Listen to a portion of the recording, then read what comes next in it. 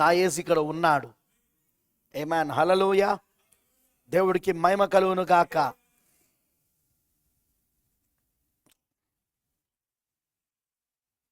పరిశుద్ధ గ్రంథములో నుండి యోహాను సువార్త 1వ అధ్యాయము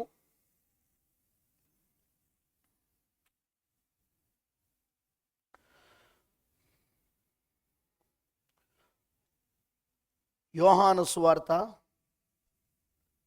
1వ అధ్యాయము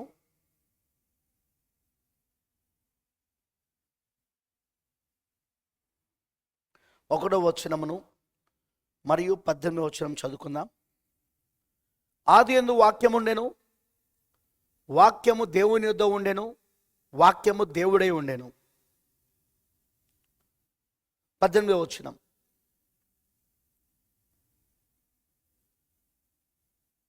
ఐ మీన్ 14వ వచనం, క్షమించండి, 14. ఆ వాక్యము శరీరధారి అయి కృపా సత్య సంపూర్ణుడిగా మన మధ్య నివసించెను. తండ్రి వలన కలిగిన అద్వితీయ కుమారుని మహిమ వలె మనమైన మహిమను కనుగొంటిమి.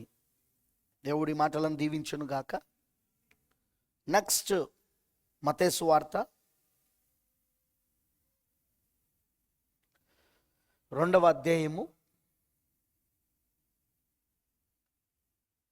1వ వచనం చదువుదాం.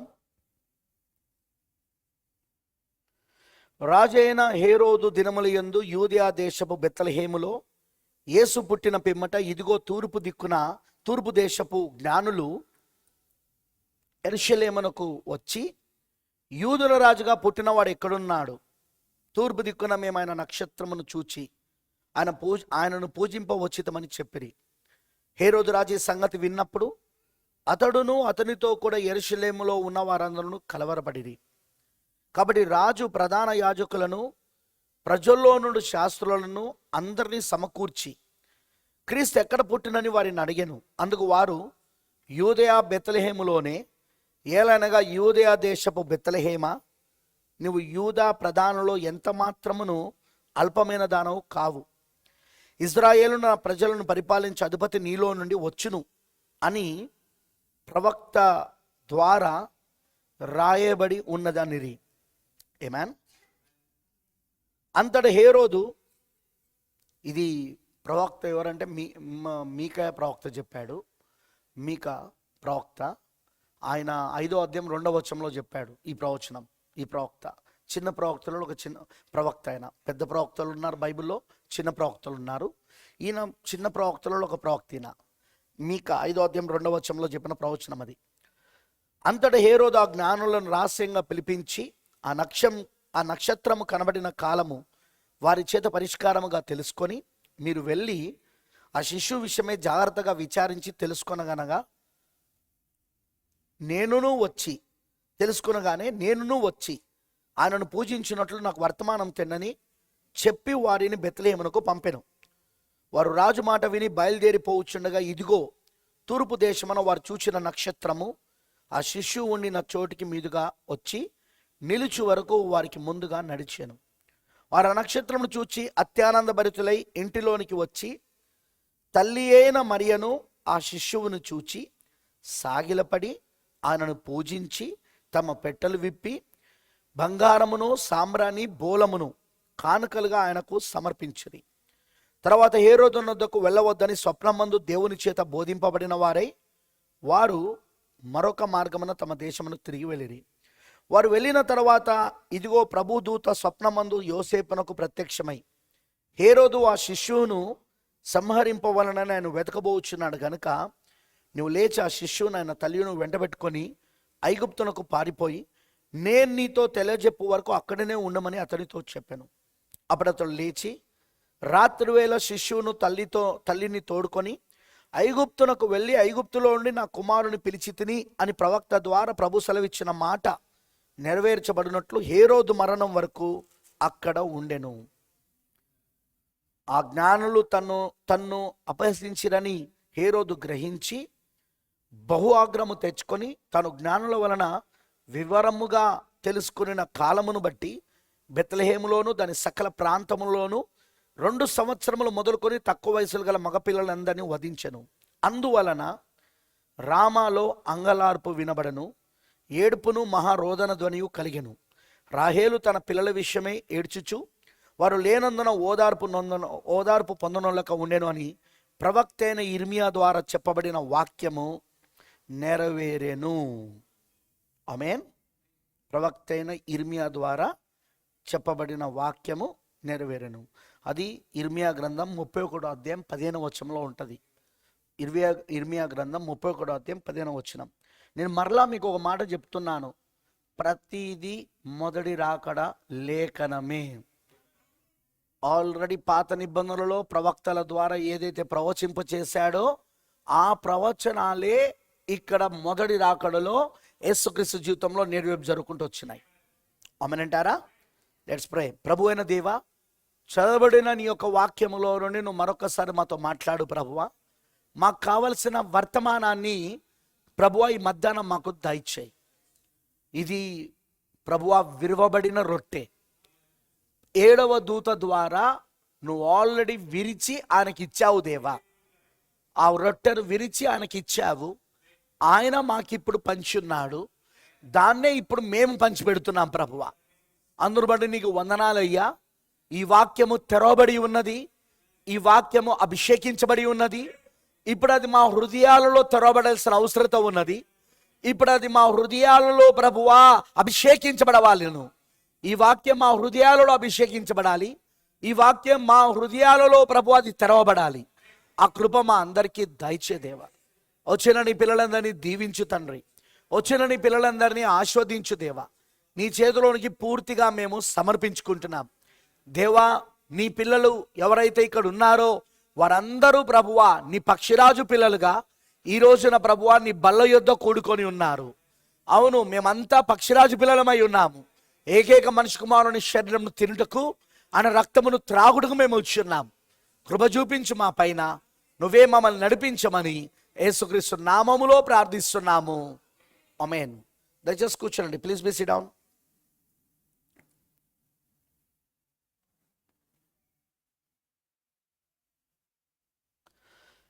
క్రీస్తునందు ప్రియమైన దేవుని పిల్లలందరికీ మరొకసారి నేను ప్రభువైన యేసుక్రీస్తు నామములో ఈ మధ్యాహ్నం మీకు శుభములు మరి వందనాలు తెలియజేస్తున్నాను. ప్రభు మీ అందరిని దీవించును గాక. ఆమేన్. హల్లెలూయా. ప్రియమైన దేవుని పిల్లలారా, ఇక్కడ ఒక చిన్న సందర్భాన్ని నేను మీ మధ్యలోనికి తీసుకురాగోరుతున్నాను. ప్రవక్త బ్రెన్హామ్ గారు దీనిని మేము ఆయన నక్షత్రము చూచి ఆయనను ఆరాధింప వచ్చితిమనే వర్తమానములోను, ప్రకాశించుచున్న గొప్ప వెలుగనే వర్తమానములోను, ఇక్కడ జ్ఞానుల గురించి ఏదైతే రాయబడి ఉందో అది చాలా చక్కని వివరణ ఆయన ఇచ్చాడు ఆయన. ఆమేన్. హల్లెలూయా.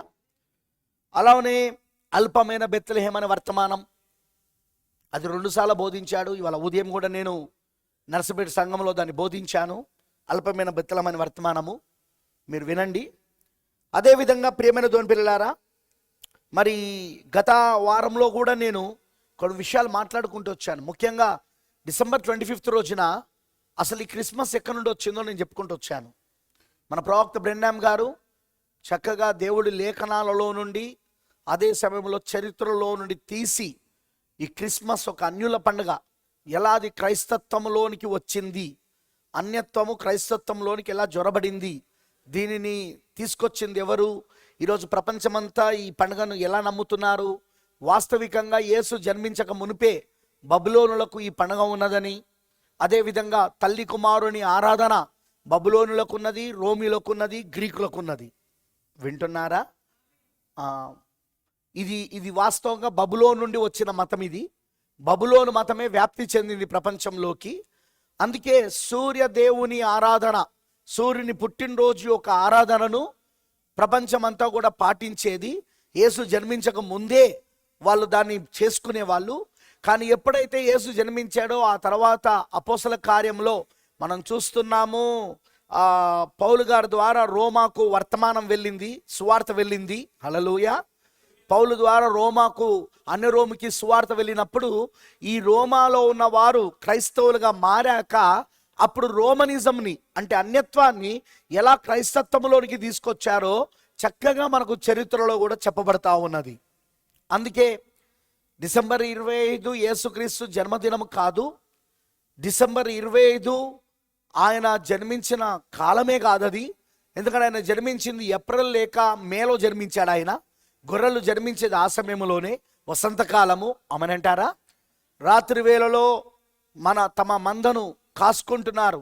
ఎవరు? ఈ గొర్రెల కాపర్లు వాళ్ళ గొర్రెలను రాత్రి వేళలో పొలములో వాళ్ళు కాసుకున్నారు. వాళ్ళు చలిమంట పెట్టుకోలేదు. అక్కడ పొలములో కాస్తున్నప్పుడు క్యాంప్ ఫైర్ ఏర్పాటు చేస్తారు కదా. అక్కడ రాత్రంతా ఎలాంటి విష పురుగులు రాకుండా, అలా ఉన్న ఎలాంటి జంతువులు, క్రూర జంతువుల దగ్గర రాకుండా ఆ విధంగా ఉండడానికి వాళ్ళు ఏం చేస్తారంటే ఒక దాని ఏమంటారంటే ఒక అగ్నిని ఏర్పాటు చేసుకుంటారు అక్కడ. ఆ అగ్నికి జంతువులు భయపడి దగ్గరికి రావు. అగ్నికి విష పురుగులు అవి ఏమైనా వచ్చినా తెలిసిపోతుంది. అందుకోసమే వాళ్ళు అక్కడ రాత్రి వేళలో వారు అలా మంట వేసుకొని వాళ్ళు రాత్రి వేళలో వారి యొక్క గొర్రెలను వారు కాస్తూ ఉండగా, ఆ సమయములో, వింటున్నారని చెప్పింది, అదిగో ఆ సమయములో అక్కడ జరిగిన విషయం ఏంటంటే ఆ సమయంలోనే వారు ప్రభు ఒక దూత చేత వారు మొట్టమొదటిసారిగా సువార్త విన్నారు. వాళ్ళు పరలోకము నుండి వచ్చిన ప్రభు దూత మొట్టమొదటిసారిగా సువార్త వాళ్ళకు ప్రకటించాడు. అవునా కాదా? మరియు మనకు తెలుసు, గొర్రెల కాపలకే ఎందుకు కనబడవాలని వర్తమానంలో ప్రవక్త బ్రెన్హామ్ గారు చాలా స్పష్టంగా చెప్పాడు. ఎందుకంటే గొర్రెల కాపర్లు గొర్రె జన్మించినప్పుడు మొదటిగా తెలియాల్సింది వాళ్ళకే కాబట్టి. ఆమెనంటారా? గొర్రెలు జన్మించినప్పుడు మొదటిగా తెలియాల్సింది ఎవరికంటే వాళ్ళకే.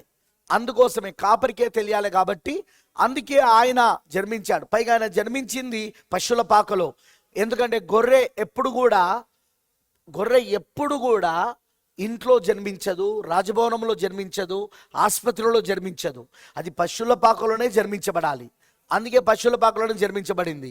అమనంటారా? అది కూడా బెత్లెహేములోనే ఎందుకో ప్రవక్త స్పష్టంగా చెప్పాడు. ఆమేన్, హల్లెలూయా. ఓకే ప్రియమైన దేవుని పిల్లలారా, నేను ఇంకొంచెం ముందుకు వెళ్ళకూడుతున్నాను. నేను మాట్లాడబోయేది ఏంటిదంటే ఈ జ్ఞానుల గురించి కొద్దిసేపు మాట్లాడాలనుకుంటున్నాను. ఈ జ్ఞానులు ఎవరంటే ఇండియా నుండి బయలుదేరిన వాళ్ళే. అవునంటారా? ప్రవక్త బ్రెన్హామ్ గారు ఏం చెప్పారంటే వీళ్ళు ఇండియాలో నుండి బయలుదేరిన వాళ్ళే, వీళ్ళు యూదులు. ఒక మెసేజ్లో ప్రవక్త వీళ్ళను అన్యులు అన్నాడు. అవును అన్నాడు. ప్రకాశించుతున్న గొప్ప వెలుగులోనో వాళ్ళు అన్యులై ఉన్నారు అన్నాడు. వాళ్ళ అన్యులు ఇండియన్స్ వాళ్ళని అన్నాడు ఆ మెసేజ్లో. కానీ తర్వాత చెప్పిన మేము ఆయన నక్షత్రం చూసి ఆయన ఆరాధింపవచ్చితమైన వర్తమానంలో మాత్రం వాళ్ళు యూదులై ఉన్నారు. వారు ఇండియాలో తరబీదు కోసం, శిక్షణ కోసం వచ్చారు అన్నాడు ప్రవక్త. ఇండియాలో ఈ ఖగోళ శాస్త్రం, నక్షత్రాలను గూర్చి ఏదైతే ఉందో ఆ ఖగోళ శాస్త్రమును తరబీదు కోసం వచ్చారన్నాడు ప్రవక్త. వింటున్నారా? అయితే ఇక్కడ మీరు గమనించాల్సిన విషయం ఏంటంటే ప్రియులారా, వీళ్ళకు నాయకుడు ఎవరంటే దానియేలు. ఎందుకు? నువ్వు దానియేలు కాలంలోకి వెళ్తే జ్ఞానులందరికీ, అప్పుడు ప్రపంచాన్ని పరిపాలన చేస్తున్న నెబుకద్నెజరు జ్ఞానులందరికీ ముఖ్యుడిగా, వారిపైన నాయకుడిగా దానియేలు పెట్టాడు. అమనంటారా? మరి దానియేలు వాళ్ళకు యూదా సంబంధించిన లేఖనాలు, యూదులకు సంబంధించిన గ్రంథములోని లేఖనాలు కూడా వాళ్ళకు నేర్పించాడు అని ప్రవక్త చెప్తున్నాడు. అది నిజమే. అది ఎందుకంటే ఆ నక్షత్రం ఏదైతే అక్కడ జన్మించబడుతున్నదో ఆ నక్షత్రం గురించి వీళ్ళకి ఎలా తెలుసు అంటే, ఓ విధంగా చెప్పాలంటే అది మనకు ఆల్రెడీ బైబిల్లో సంఖ్యాకాండములో బిలాము ప్రవక్త చెప్పిన ప్రవచనముగా అది ఉన్నది అక్కడ. అది నెంబర్స్ 24:17, సంఖ్యాకాండం 24వ అధ్యాయము 17వ వచనంలో ఉంటుంది ఆ ప్రవచనం. సంఖ్యాకాండం 24వ అధ్యాయము 17వ వచనంలో అక్కడ ఉంటుంది ఆ ప్రవచనం. ఆ ప్రవచనము మనం ఏం చూస్తున్నామంటే అక్కడ ప్రవచనంలో చెప్పబడినట్టుగా అక్కడ యాకోబులో నక్షత్రము ఉదయించును అని బైబిల్ చెప్తున్నది. యాకోబులో నక్షత్రము ఉదయించును. ఎప్పుడైతే ఆ నక్షత్రం ఉదయిస్తుందో అప్పుడు మెస్సయ్య ఆయన భూమిపైన ఉన్నాడు. అది కూడా ఆ ఇజ్రాయెలులో జన్మించాడని వాళ్ళకు సూచనగా ఇవ్వబడింది అక్కడ. ప్రైజ్ లార్డ్, హల్లెలూయా. మరి ప్రవక్త వీళ్ళ గురించి చాలా చక్కగా వివరించాడు. ఈ ఖగోళ శాస్త్రవేత్తలు ఏం చేసేవాళ్ళంటే అప్పటి కాలంలో ఇప్పుడున్న పరికరాలు అవన్నీ లేవు కదా. వాళ్ళు అందుకే ఒక బుర్జు లాంటిది వాళ్ళు కట్టుకునేవారు. ఒక పెద్ద బుర్జు లాంటిది, టవర్ లాంటిది, ఒక బుర్జు లాంటిది, టవర్ లాంటిది, గోపురం లాంటిది కట్టుకొని ఆ గోపురం పైన కూర్చొని రాత్రంతా వాళ్ళు నక్షత్రాల యొక్క కదలికలను చూసేవాళ్ళు. ఎందుకంటే అప్పటి కాలంలో గడియారాలు కూడా లేవు. ఎవరికైనా రాత్రి వేళ ఎంతైందో తెలవాలి అంటే నక్షత్రాల యొక్క కదలికలను బట్టే వాళ్ళు రాత్రి వేళ ఎంతైందో చెప్పగలిగేవాళ్ళు. ఓకేనా? నేను అన్నది మీకు అర్థమవుతుందా?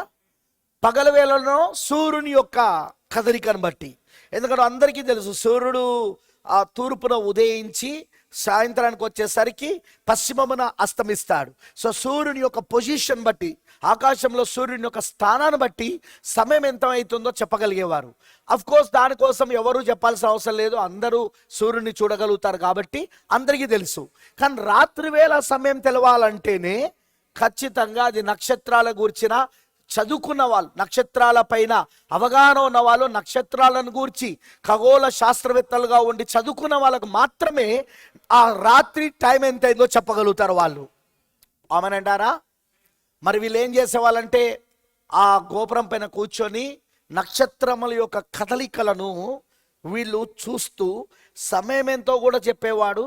అంతేకాకుండా ప్రాఫిట్ ఏమన్నాడంటే దేవుడు భూమిపైన ఏదైనా చేయాలంటే ముందు ఆయన ఆకాశంలో దాని సూచనగా చూపిస్తాడు. ఆయన మరలా చెప్తున్నాను ఈ మాట, దేవుడు భూమిపైన ఏదైనా చెయ్యాలి అంటే ఆయన ముందు దానిని సూచన ఆకాశంలో చూపిస్తాడు ఆయన. ఆమెనంటారా? అవును. అందుకే వాళ్ళు యుద్ధాల గురించి కూడా ముందే తెలుసుకునేవాళ్ళు. నక్షత్రాల యొక్క కదలికలను బట్టి ఏ యుద్ధము జరగబోతున్నదో వాళ్ళు ముందే చెప్పగలిగేవాళ్ళు. అంతేకాదు ఏ దేశము అంతరించబడబోతున్నది, ఎక్కడ ఎక్కడ ప్రకృతి విపత్తులు వస్తాయో కూడా ముందే చెప్పేవారు. అర్థమైందని అన్నది నేను చెప్పేది మీకు అర్థమవుతున్నదా? ప్రైజ్ ది లార్డ్, హల్లెలూయా. ఈ విధముగా ప్రవక్త ఏమని చెప్పాడంటే వాళ్ళందుకే ఖగోళ శాస్త్రవేత్తలుగా వాళ్ళు అక్కడ ఉండి ఆ గోపురం పైన కూర్చొని వాళ్ళు ప్రతి దానిని చాలా జాగ్రత్తగా గమనిస్తూ ఉండేవారు. రాత్రంతా అలా గమనించాక ఉదయం అంతా నిద్రపోయేవాళ్ళు. వాళ్ళు మార్నింగ్ అంతా నిద్రపోయేవాళ్ళు.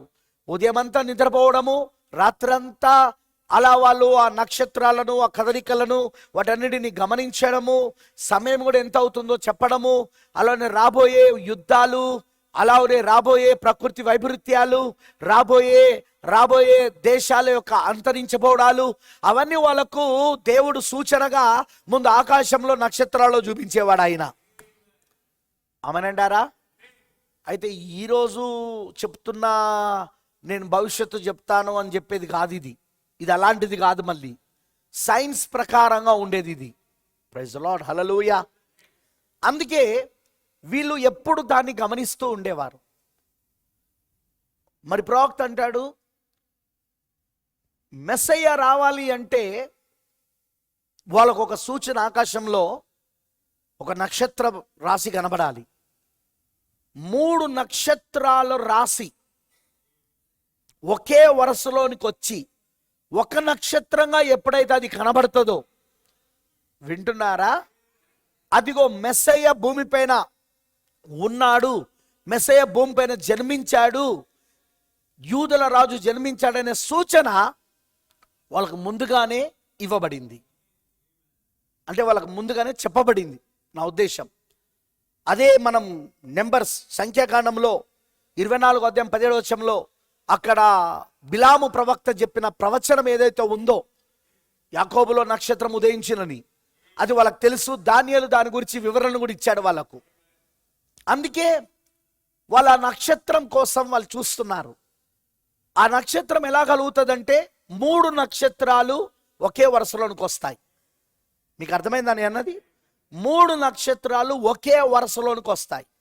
అవి ఒకే వరుసలోనికి వచ్చినప్పుడు అది ఒక నక్షత్రంగా కనబడుతుంది. అది ఎప్పుడైతే అలా వాళ్ళకు ఆ సూచన ఒక రోజున కనబడిందో, వింటున్నారా?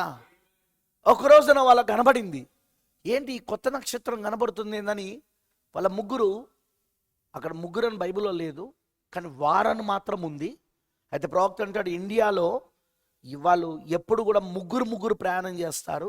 ముగ్గురు కలిసి కూర్చుంటారు. కూర్చున్నప్పుడు మాట్లాడుకునేటప్పుడు ముగ్గురు, వెళ్ళేటప్పుడు ఎక్కడికైనా ప్రయాణం వెళ్ళేటప్పుడు ముగ్గురు, అలా ముగ్గురు కలిసి వెళ్తూ ఉంటారు ఇండియాలో. సో అందుకోసమే అక్కడ నేను చరిత్రకారులు చెప్పిన ప్రకారంగా కూడా ముగ్గురని నేను నమ్ముతున్నాను. బైబిల్లో ముగ్గురని లేదు, there is no such word. ముగ్గురని లేదు, కానీ వారని ఉంది. వారు వింటున్నారని చెప్పింది. వారు ఆ నక్షత్రం చూసి, అతను కాదు, ఒకడు కాదు, అతను కాదు, వారు ఆ నక్షత్రమును చూసి అత్యానంద భరితులై ఉంది బైబిల్లో. సో ప్రాఫిట్ ఏమన్నాడంటే ఒకళ్ళు కాదు, అక్కడ ఒకళ్ళ కంటే ఎక్కువ. మరి నేను నమ్ముతున్నది ముగ్గురని, చరిత్రకారులు కూడా అదే ధృవీకరిస్తున్నారు అన్నాడు. నిజమే, ముగ్గురని. అంతేకాకుండా ముగ్గురు వాళ్ళు యూదులు. వాళ్ళు ఒక రోజున ఆకాశంలో వాళ్ళు చూస్తుండగా ఈ నక్షత్రం వాళ్ళ కనబడింది, ఈ కొత్త నక్షత్రం. వెంటనే వాళ్ళు ఆ గ్రంథాలు తెరిచి వారికి రాయబడిన లేఖనాలు, వాళ్ళకు రాయబడి ఉన్న ఆ ప్రవచనం ఏదైతే ఉందో దాన్ని చూసి ఆ నక్షత్రం అదే అని వాళ్ళు గుర్తించగలిగారు. వాళ్ళు ప్రైజ్ ది లార్డ్, హల్లెలూయా. ఏదైతే అక్కడ గ్రంథంలో రాయబడి ఉన్నదో ప్రియులారా, ఏదైతే అక్కడ ప్రవక్త మరి బిలాము చెప్పినది ఉన్నదో, ఏదైతే వీళ్ళకు దానియేలు, వీళ్ళకు ముఖ్యుడు నాయకుడు దానియేలు వీళ్ళకు వివరించి చెప్పున్నాడో, అదిగో ఆ జ్ఞానులకు ఆ ఖగోళ శాస్త్రవేత్తలకు ఆ ముగ్గురు యూదులకు అది అర్థమైపోయింది, ఇది అదే అని. వాళ్ళు చాలా సంతోషపడ్డారు. మరుసటి రోజున వాళ్ళు అక్కడే ఉన్నారు. మరుసటి రోజున మళ్ళీ వెళ్ళి చూశారు ఆ నక్షత్రం అక్కడ ఉందా లేదా అని. వాళ్ళు మళ్ళీ వెళ్ళి చూశారు, ఉన్నప్పుడు అక్కడే ఉంది నక్షత్రం. కానీ వారు ఇప్పుడు నక్షత్రాన్ని ఏం చూస్తున్నారంటే అది కదలడం మొదలైంది. అది which is completely against the solar system. సౌర కుటుంబానికే వ్యతిరేకం. పట్టుకున్నారా నేను చెప్పింది? సౌర కుటుంబానికే వ్యతిరేకం. ఇప్పుడు ఈ నక్షత్రము వింతగా ఉండడమే కాదు, వాళ్ళకున్న ఆలోచన ప్రకారంగా ఇదే ఆ నక్షత్రము. బిలాం ప్రవక్త చెప్పింది, మనకు దానియేలు చెప్పింది, దానియేలు వివరించింది, ఇదే ఆ నక్షత్రం అనే చిన్న ఆశ వాళ్ళకు ఉండే. ఇప్పుడు ఆ ఆశ ఇంకా వాళ్ళకు పెరగడానికి కారణము, ఆ సందేహం అంతా పోవడానికి కారణము, ఇప్పుడు ఆ నక్షత్రం కదలడం ప్రారంభమైంది. సోలార్ సిస్టంలో, అసలు సౌర కుటుంబములో అలా నక్షత్రం కదలడం అనేది కుదరదు. మీకు అర్థమైందా? ఇప్పుడు ఇది కదలడం ప్రారంభమైంది. వీళ్ళు చూసింది ఎక్కడంటే తూర్పు వైపు. ఇండియా, ఇరాన్ ఇవన్నీ తూర్పు వైపు ఉన్నాయి. దేనికి? ఇజ్రాయెల్కి, యెరూషలేంకి తూర్పు వైపు ఉన్నాయి. మనకు యెరూషలేము, ఇజ్రాయెల్ పశ్చిమం వైపు ఉన్నది. మనకు ఇండియా నుండి చూస్తే అది పశ్చిమం వైపు ఉన్నది. వాళ్ళు అక్కడి నుండి చూస్తే మనం ఎక్కడున్నామంటే తూర్పు వైపు ఉన్నాం మనం. అర్థమైందని చెప్పింది. ఇది పశ్చిమం వైపు కదలడం ప్రారంభమైంది. ఇప్పుడు ఇది వెంటనే వీళ్ళ ముగ్గురు ఏం చేశారంటే పరిగెత్తుకుంటూ వెళ్ళి తొందరగా కావలసిన సామాన్లన్నీ ఏవైతే అవసరమో వీళ్ళు దారి మధ్యలో వెళ్ళడానికి అవన్నీ సిద్ధపరచుకొని 3 వంటలను తయారు చేసుకొని రెడీ చేసుకొని, అంతేకాకుండా ఒకరు బంగారము, ఇంకొకరు బోలము, సాంబ్రాణి బోలము, బంగారమును సాంబ్రాణి బోలమును ముగ్గురు 3 విలువైన, ఆ కాలంలో బంగారం ఇప్పటికీ విలువైనదే, ఆ కాలంలో సాంబ్రాణి మరియు బోలం కూడా చాలా విలువైనది. సో బోలము సాంబ్రాణి ఇవన్నీ పట్టుకొని వీళ్ళు బయలుదేరారు. ఆ గిఫ్ట్స్ పట్టుకొని వీళ్ళు బయలుదేరారు, ఆ బహుమతులను పట్టుకొని. ఆమెనంటారా? వీళ్ళు ఇప్పుడు బయలుదేరుతున్నది, వీళ్ళకు దిక్సూచి ఎవరు అంటే ఆ నక్షత్రమే. మార్గదర్శి ఎవరంటే ఆ నక్షత్రమే.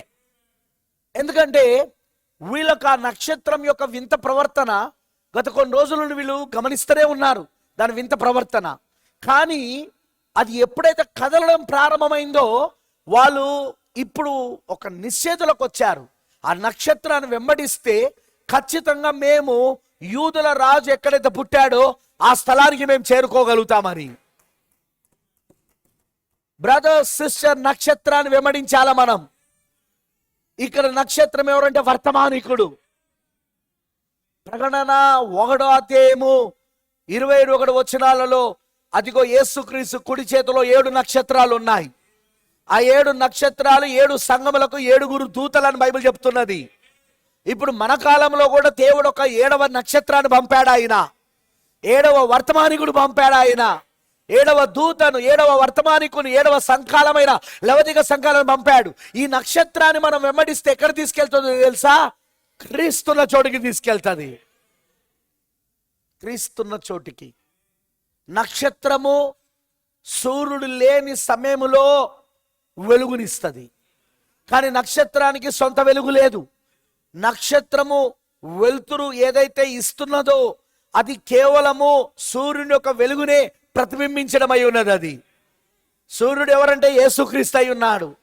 యేసుక్రీస్తు సూర్యుడికి సాదృశ్యం. కరెక్టేనా? అంటే సూర్యుడు యేసుక్రీస్తుకు సాదృశ్యం. ఆమేన్. నేచురల్ టైప్, స్పిరిచువల్, ప్రకృతి సంబంధమైనవన్నీ కూడా ఆత్మ సంబంధమైన వాటికి సాదృశ్యాలుగా ఉన్నాయి. ఆమేన్, హల్లెలూయా. చంద్రుడు సూర్యుడు భార్యాభర్తలు.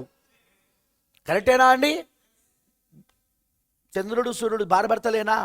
సూర్యుడు చంద్రుడు. సూర్యుడు భర్త అయితే చంద్రుడు భార్య. సూర్యుడు యేసుక్రీస్తు అయితే చంద్రుడు సంఘం. అవునా? సంఘము తన సొంత వెలుగును ఎప్పుడు ప్రకాశింపజేయలేదు, ఎందుకంటే దానికి అసలు వెలుగే లేదు. కానీ సూర్యుని వెలుగునే చంద్రుడు ఎలా ప్రతిబింబిస్తాడో అదే విధంగా ఈరోజు సంఘం యేసుక్రీస్తు యొక్క వెలుగును ప్రతిబింబిస్తా ఉన్నది. ఆమేన్ అండ్ ఆమేన్. మీకు సంతోషంగా లేదా? ఎందుకంటే మీరు వెలుగై ఉన్నారు. మీరు సంఘము వెలుగై ఉన్నది. యేసుక్రీస్తు వెలుగును మీరు ప్రతిబింబించు వారై ఉన్నారు. యేసుక్రీస్తు వెలుగును మీరు ప్రతిబింబించు వారై ఉన్నారు. హల్లెలూయా. దేవుడికి మహిమ కలుగును గాక. మరి మీరు గమనిస్తే ప్రియమైన దేవుని పిల్లలారా, ఈ ఈ ఈ నక్షత్రాలు కూడా వాటికి సొంత వెలుగులు లేవు. నో సర్, వాటికి సొంత వెలుగులు లేవు. సూర్యుని వెలుగునే అవి ప్రతిబింబిస్తాయి. అది కూడా రాత్రి వేళలోనే. పగటి వేళలో ఎందుకు కనబడవు ఈ నక్షత్రాలు అంటే ఆ పెద్ద వెలుగు అక్కడ వెలుగుతుంది కాబట్టి. సూర్యుడు వెలుగు ప్రకాశిస్తున్నప్పుడు ఇదిగో ఈ చంద్రుడు, ఈ నక్షత్రాలు ఏవి మనకు కనబడవు. కానీ సూర్యుడు అబ్సెంట్ అయినప్పుడు, సూర్యుడు లేనప్పుడు ఈ చంద్రుడు మరియు నక్షత్రాలు భూమి పైన వాటి వెలుగును, సూర్యుని వెలుగును ప్రతిబింబిస్తూ వాటి వెలుగును ప్రకాశింపజేస్తాయి అవి. ఆమేన్ అండ్ ఆమేన్. నక్షత్రం ఎప్పుడు నిన్ను క్రీస్తు దగ్గరికి నడిపిస్తుంది. ఏడవ దూత నిన్ను క్రీస్తు దగ్గరికి, ప్రకటన 10లో వచ్చిన క్రీస్తు యొద్దకు వాక్యం దగ్గరికి, సంపూర్ణ వాక్యం దగ్గరికి, ప్రకటన 10లో వచ్చిన సంపూర్ణ వాక్యం దగ్గరికి, అదిగో ఏడవ దూత నక్షత్రం, దేవుని కుడి చేతిలో ఉన్న ఏడవ నక్షత్రం నడిపిస్తాడు ఆయన. అందుకేనా ఈరోజు డినామినేషన్స్, ఈరోజు సంఘశాఖలు ఏడవ దూత వర్తమానాన్ని నమ్మకపోవడం వలన అదిగో అపవాది చెప్పిన ఒక అబద్ధాన్ని నమ్ముతూ యేసుక్రీస్తు డిసెంబర్ 25న పుట్టాడని అలాంటి వేడుకలు చేసుకుంటూ వాళ్ళు ఈ రోజున వాళ్ళు ఆడంబరాలు చేస్తూ, కరెక్టేనా? ప్రపంచమంతా ఆడంబరాలు చేస్తూ వేడుకలు చేసుకుంటూ అందులో యేసుక్రీస్తు లేకుండా, యేసుక్రీస్తే లేడు అందులో. కేవలం వాళ్ళ వేడుకలు ఉన్నాయి, వాళ్ళ ఆట పోటీలు ఉన్నాయి, వాళ్ళ యొక్క తినుడు తాగుడు ఎగరడాలే ఉన్నాయి, వాళ్ళ యొక్క డాన్సులు ఉన్నాయి, వాళ్ళ యొక్క కార్యక్రమాలు ఉన్నాయి, దగదగా మెరుస్తున్న కార్యక్రమాలు ఉన్నాయే తప్ప అందులో క్రీస్తు లేడు వాళ్ళ దగ్గర. అందులో క్రిస్మస్ తాత పూర్తిగా క్రీస్తు స్థానాన్ని తీసేసుకున్నాడు. ఇక క్రిస్మస్ చెట్టును అలంకరించుట, కరెక్టేనా అండి? క్రిస్మస్ చెట్టును అలంకరించుట అది విగ్రహార్థన కాదా? చెట్టును అలంకరించి చేయడం అది విగ్రహార్థన కాదా?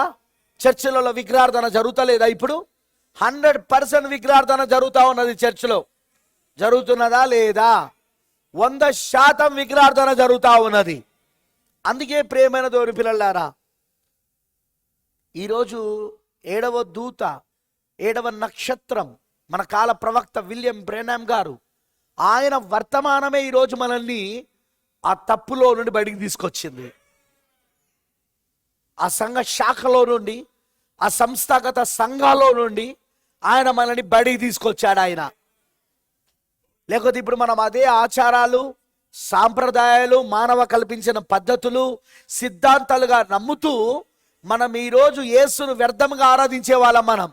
వీళ్ళందరూ అలానే ఇప్పుడు వ్యర్థంగా ఆరాధిస్తున్నారు. వీళ్ళంతా కరెక్టేనా? వ్యర్థంగా ఆరాధిస్తున్నారు. యేసు జన్మించింది డిసెంబర్లో కానే కాదు. యేసు జన్మించింది హల్లెలూయా ఏప్రిల్ లేదా మేలో జన్మించాడు ఆయన.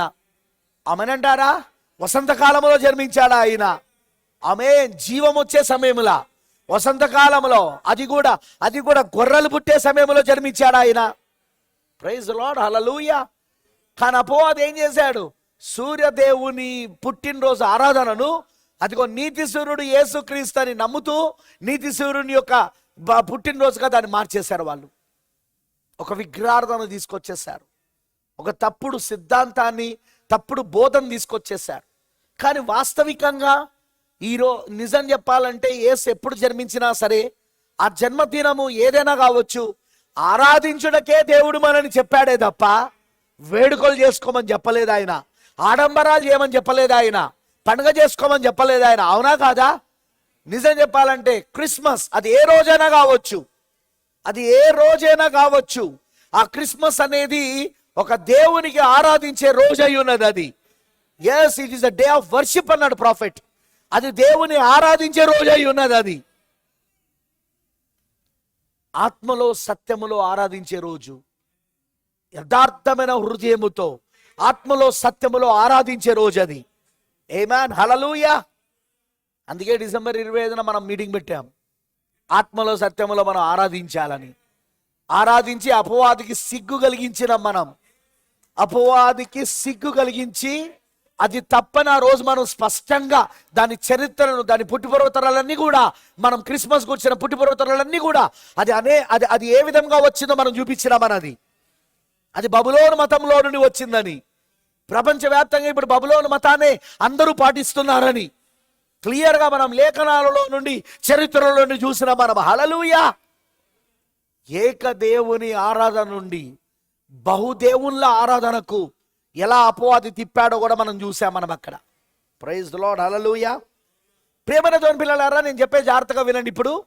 ఇప్పుడు ఈ యొక్క జ్ఞానులు ఎవరైతే ఉన్నారో వాళ్ళు ఖగోళ శాస్త్రవేత్తలు అన్నాడు ప్రాఫెట్. ఎవరు వాళ్ళు? ఖగోళ శాస్త్రవేత్తలు, ఆకాశ నక్షత్రములను గూర్చి చదివే వాళ్ళు. ఇప్పుడు వాళ్ళు ఏం చేశారంటే ఆ వింత ప్రవర్తన కలిగిన నక్షత్రాన్ని వెంబడించడం మొదలుపెట్టారు, which is against the solar system. అసలు మొత్తము దాని ఏమంటారంటే ఆ మొత్తము ఖగోళ నక్షత్రాలకు వ్యతిరేకంగా అది ప్రవర్తిస్తుంది. అది వింతగా ఉంది. అది ఇప్పుడు తూర్పు వైపున వీరు, ఇండియాలో ఉన్న వీరు టైగ్రస్ నదిని దాటి, మరి వాళ్ళు సహారా ఎడారిని దాటి అవన్నీ దాటుకొని ఇప్పుడు వెళ్ళాలి. దానికోసం వీళ్ళు మూడు ముఖ్యమైన బహుమతులు పట్టుకొని బయలుదేరారు. వీళ్ళు ఒంటల పైన బయలుదేరారు. వీళ్ళ ప్రయాణం ఎలా సాగిందంటే రాత్రులే సాగింది. ఎందుకంటే వీళ్ళకు రాత్రులే నక్షత్రం కనబడేది. ప్రైజ్ ది లార్డ్, హల్లెలూయా. పగలంతా వీళ్ళు పడుకునేవాళ్ళు, పగలంతా వీళ్ళు ఎడారిలో వాళ్ళ యొక్క గుడారాలు వేసుకొని అక్కడ వాళ్ళు పడుకునేవారు పగలంతా. రాత్రుల వేళలో వీళ్ళు ప్రయాణం చేసేవారు, ఎందుకంటే అది రాత్రి వేళలోనే కనబడుతుంది కాబట్టి. మరి ప్రవక్త అంటాడు వీళ్ళు ప్రయాణం చేస్తున్నప్పుడు ఎన్నో గోపురాలను దాటింది. అబ్జర్వేటివ్స్, ఎన్నో గోపురాలు. ఇలానే వీళ్ళలాగానే అనేక మంది అలానే అనేక మంది ఖగోళ శాస్త్రవేత్తలు, అనేక మంది వీళ్ళలాగానే వారు కూడా గోపురాల పైన కూర్చొని నక్షత్రాల కదలికను గమనిస్తుండేవారు. కానీ వాళ్ళకి ఎవ్వరికీ నక్షత్రం కనబడలేదు. ఓ దేవుడికి మహిమ కలుగును గాక. ఈ నక్షత్రం వాళ్ళకి ఎవరికి కనబడలేదు, కానీ వీళ్ళకు మాత్రం కనబడుతున్నది. వీళ్ళకు మాత్రం దారి చూపిస్తున్నాడు. ఆమేన్, హల్లెలూయా. ఈరోజు 7వ దూత అందరికీ కాదండి. దేవుని కుడి చేతిలో ఉన్న 7వ నక్షత్రం అందరి కోసం కాదండి. కేవలం ప్రకటన 10లో వచ్చిన క్రీస్తును, భూమిపైకి వచ్చిన క్రీస్తును, బలిష్ఠుడైన వేరొక దూతగా పరలోకము నుండి దిగు వచ్చిన క్రీస్తును ఒక పాదం సముద్రం మీద, ఇంకో పాదం భూమి మీద మోపుతూ, సింహము గర్జించినట్లు గొప్ప శబ్దంతో ఆర్పాటిస్తూ, విప్పబడిన పుస్తకంతో చేతులు పట్టుకొని దిగి వచ్చిన క్రీస్తు యొద్దకు నడిపించుటకు ఈ రోజు 7వ నక్షత్రం పంపబడ్డాడు. మొదటి రాకడలో వచ్చిన క్రీస్తు దగ్గరికి నడిపించుటకు ఎలాగైతే అదిగో ఆ ముగ్గురు జ్ఞానులకు హల్లెలూయా నక్షత్రం వాళ్ళకు ప్రత్యక్షమై నడిపించాడో, ఈ రోజు కూడా మనకి 7వ నక్షత్రం మన జీవితంలో ప్రత్యక్షమై, ఆమేన్, హల్లెలూయా, ప్రకటన 10లో వచ్చిన 2వ రాకడలో వచ్చిన క్రీస్తు యొద్దకు మనం నడిపించాడు ఈ రోజున. సంతోషంగా లేదా? ఆమేన్. ఇప్పుడు ఈ నక్షత్రం ఎన్నో గోపురాల మీద నుండి వెళ్తున్నది, కానీ ఎవ్వరికీ కనబడతలేదు, వాళ్ళ ముగ్గురికి తప్ప. ఆ నక్షత్రమును చూడగలగడం వీళ్ళ ముగ్గురికి మాత్రమే, ఆ సూచన వీళ్ళ ముగ్గురికి మాత్రమే. వింటున్నారా? ఆ సూచన వీళ్ళ ముగ్గురికి మాత్రమే. అలానే ప్రవక్త, 7వ దూత, మన కాల ప్రవక్త ఏర్పరచబడిన వారికి మాత్రమే, ఎన్నుకోబడిన వారికి మాత్రమే పంపబడ్డాడు. ఏలియా ఎన్నుకోబడిన వారికి మాత్రమే పంపబడ్డాడు. ఎన్నుకోబడిన వారికి మాత్రమే, ఏర్పరచబడిన వారికి మాత్రమే. నువ్వు బైబిల్లో ఎన్ని లేఖనాలు తీసి వివరించినా వాళ్ళకా 7వ దూత కనబడ్డాడు, వాళ్ళకా ఏలియా కనబడ్డాడు. మలాకి 4:5 వచనాలు తీసి చూపించినా వాళ్ళకా ఆ ఏలియా వాళ్ళకు కనబడ్డాడు. వాళ్ళకు కేవలం ఏర్పరచబడిన గుంపు, ఎన్నుకోబడిన గుంపు ఉన్నది, వాళ్ళకు మాత్రమే కనబడతాడా ఏలియా. ఆమేన్, హల్లెలూయా. ఆ 7వ నక్షత్రము, ఆ 7వ దూత వాళ్ళకు మాత్రమే అర్థమవుతాడు. నువ్వెన్ని లేఖనాలు తీసి చూపించు 7వ దూతను గురించిన లేఖనాలు, నువ్వెన్ని ఛాయలు నీడలు పాత నిబంధనలో తీసి చూపించు, ఎన్ని ఛాయలు నీడలు 7వ దూతను గురించి, ఏలియాను గురించి నువ్వెన్ని చూపించు, వాళ్ళకు కనబడడు. వాళ్ళకు కనబడడు. డినామినేషన్స్కి, సంఘశాఖలకు కనబడడు, సంస్థాగత సంఘాలకు కనబడడు. కానీ ఏర్పరచబడిన మీకు కనబడతాడు, ఎన్నుకోబడిన మనకు కనబడతాడు. ఆమేన్, హల్లెలూయా. ఏర్పరచబడిన ఎన్నుకోబడిన మనకు కనబడతాడు ఆయన. చూచుచున్న మీ కళ్ళు ధన్యమై ఉన్నవి, చూచుచున్న కళ్ళు, మీ కళ్ళు ధన్యమై ఉన్నవి, వినుచున్న మీ చెవులు ధన్యమై ఉన్నవి. ప్రైజ్ ద లార్డ్, హల్లెలూయా. ఆయన ఎక్కడికి నడిపిస్తున్నాడు? ఒక సంస్థలోనికి కాదు, ఒక సంఘశాఖలోనికి కాదు. ఆయన ఎక్కడికి నడిపిస్తున్నాడు? ఆయన క్రీస్తు యొద్దకు నడుపుతున్నాడు, మనల్ని క్రీస్తులోనికి నడుపుతున్నాడు ఆయన. ఈ కాల ప్రవక్త విలియం బ్రెన్హామ్ గారు ఆయన వర్తమానమును నమ్మిన వాళ్ళందరినీ, ఆ వర్తమానాన్ని వెంబడిస్తున్న వాళ్ళందరినీ ఎక్కడికి నడిపిస్తున్నాడంటే, ఆయన వర్తమానం ఎక్కడ నడిపిస్తున్నదంటే క్రీస్తులోనికి నడిపిస్తా ఉన్నది. క్రీస్తు ఎక్కడున్నాడు? ఆ క్రీస్తులోనికి నడిపిస్తా ఉన్నాడు ఇప్పుడు ఆయన. ఆమేన్, హల్లెలూయా. నేను చెప్పే మీకు ఏమైనా అర్థమవుతున్నదా? క్రీస్తులోనికి. ఆమేన్, ప్రైజ్ ది లార్డ్, హల్లెలూయా. నిజంగా ఈ రోజున ఆ వర్తమానికుణ్ణి వెంబడిస్తున్న వధువు, ఏర్పరచబడిన వారు, ఎన్నుకోబడిన వారు క్రీస్తును కనుగొనగలుగుతారు, క్రీస్తును కనుగొనగలుగుతారు. వాళ్ళు 7వ దూతను వెంబడిస్తే, ఏలియాను వెంబడిస్తే క్రీస్తును కనుగొనగలుగుతారు. మొదటి రాకడలో చూడండి, ఏలియాను వెంబడించారు వాళ్ళు. బాప్తిస్మమిచ్చే యోహాను శిష్యులు. బాప్తిస్మమిచ్చే యోహానుకి శిష్యులు ఉన్నారా లేరా? చదవండి యోహాను సువార్త. ఆయనకు శిష్యులు ఉన్నారు అక్కడ. బాప్తిస్మమిచ్చే యోహాను శిష్యులకు ఏమైంది? బాప్తిస్మమిచ్చే యోహాను వాళ్ళు వెంబడించినప్పుడు క్రీస్తును కనుగొన్నారు వాళ్ళు. క్రీస్తును పరిచయం చేశాడు ఆయన. ఇదిగో లోక పాపను మోసుకపోయే దేవుని గొర్రె పిల్ల అని ఆయన ప్రకటించాడు ఆయన. అంతకుముందు ఆయన చెప్పుకుంటూ వస్తున్నాడు వర్తమానంలో, ఇదిగో నేను మీకు నీళ్ళల్లో బాప్తిసమిస్తున్నాను, కానీ నా వెనుక వచ్చేవాడు నాకంటే శక్తిమంతుడు, నాకంటే ముందరి వాడు ఆయన. ఆయన మీకు పరిశుద్ధాత్మలోను అగ్నిలోను మీకు బాప్తిస్మం ఇస్తాడు ఆయన. నేను ఆయన చెప్పులు విప్పుట కూడా నేను యోగ్యుడను గాను. ఆయన ఎక్కడో లేదు, ఆయన మన మధ్యలోనే ఉన్నాడు ఆయన. ఒక రోజున యోర్దాను నది దగ్గర బాప్తిసమిస్తుండగా ఆయన శిష్యులు అక్కడే నిలబడి ఉన్నారు. యేసు నడుచుకుంటా యోర్దాను నదికి వచ్చాడు, యోర్దాను నదిలో దిగాడు. ఆయన వెంటనే గుర్తుపట్టాడు యోహాను.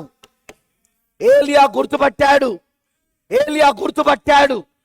ఏంటి ప్రభా, నేను నీ చేత బాప్సం పొందుకోవాల్సింది పోయి నువ్వు నా చేత తీసుకుంటున్నావు ఏంటంటే, నీతి యావతిలాగు కానిమ్ము. ఆమేన్, హల్లెలూయా. నీతి యావతిలాగు కానిమ్ము అన్నప్పుడు యోహాను ఆయనకు నీళ్ళలో బాప్సం ఇచ్చిన తర్వాత ఆయన నీళ్ళలో బయటకు వస్తున్నప్పుడు ఆకాశం తెరబడుటయు, మరి ఆకాశంలో నుండి పరిశుద్ధ ఆత్మ పౌరపు ఆకారములో యేసుపైకి వచ్చి నిలిచుండుటయు యోహాను మాత్రమే చూశాడు. ఓయ్, నాట్ ఎవ్రీబడి, అందరు చూడలేదు దాన్ని. ఆ సూచన ఎవరికి ఇవ్వబడిందంటే, ఆ పౌరపు సూచన యోహానుకు మాత్రమే ఇవ్వబడింది.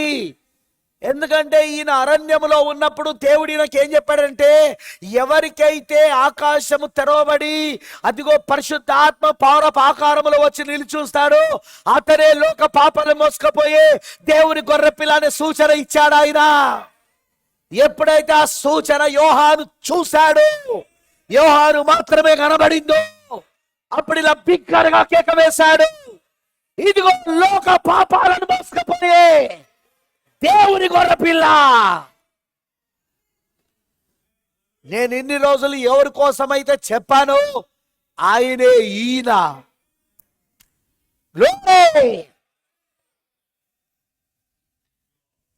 ఆయనే ఈయన. ఇన్ని రోజులు ఎవరి కోసమైతే నేను చెప్పానో ఆయనే ఈయన. అప్పుడు ఏమైందంటే బైబిల్ ఏమంటుంది? బైబిల్ అంటుంది, యోహాను శిష్యులు యేసును వెంబడించడం మొదలుపెట్టారు. చదవండి మీరు బైబిల్లా. యోహాను శిష్యులు యేసును వెంబడించడం మొదలుపెట్టారు. అంటే వీళ్ళు ఏలియా దగ్గర ఉన్నందుకు వీళ్ళు ఎవరిని కలుసుకోగలిగారంటే యేసుక్రీస్తును కలుసుకోగలిగారు. ఈ రోజు కూడా విలియం బ్రెన్నాం ఏలియా అయితే, అని కాలపు ఏలియా అయితే, ఆమేన్, అర్థమవుతుందని చెప్పింది. మలాకి 4:5-6 ప్రకారంగా ఆయన ఏలియా అయితే, రెండో రాకడ ముందు పంపబడిన ఏలియా అయితే, ఆమేన్. మత్తయి సువార్త 17:11 యేసు చెప్పినట్టుగా రాబోయే ఏలియా ఇతడే అని ఎవరి గురించి అయితే చెప్పాడు, ఆయనే విలియం బ్రెన్నాం అయితే, ఆయనను వెంబడించే వాళ్ళు ఖచ్చితంగా క్రీస్తుని కలుసుకోవాలా. ఆ నక్షత్రం ఖచ్చితంగా క్రీస్తు యొద్దకు తీసుకెళ్లాలా. ఆ ఏలియా ఖచ్చితంగా క్రీస్తు యొద్దకు తీసుకెళ్ళాలి. తీసుకెళ్ళాడా లేదా? 1963లో వచ్చిన క్రీస్తును మనం కలుసుకున్నామా లేదా? బ్రదర్, ఈరోజు ప్రతి వర్తమానంలోనూ క్రీస్తును కలుసుకుంటున్నావు. సిస్టర్, ప్రతి వర్తమానంలోనూ క్రీస్తును కలుసుకుంటున్నావు. ఏంటి ఏలియా చెప్పిన వర్తమానములు? హల్లెలూయా! ఆ మనిషి కుమారుని కలుసుకుంటారా నువ్వు? ఇప్పుడు ఆ ఏకైక మనిషి కుమారుని నువ్వు కలుసుకుంటారా ఆయన చెప్పిన వర్తమానములా?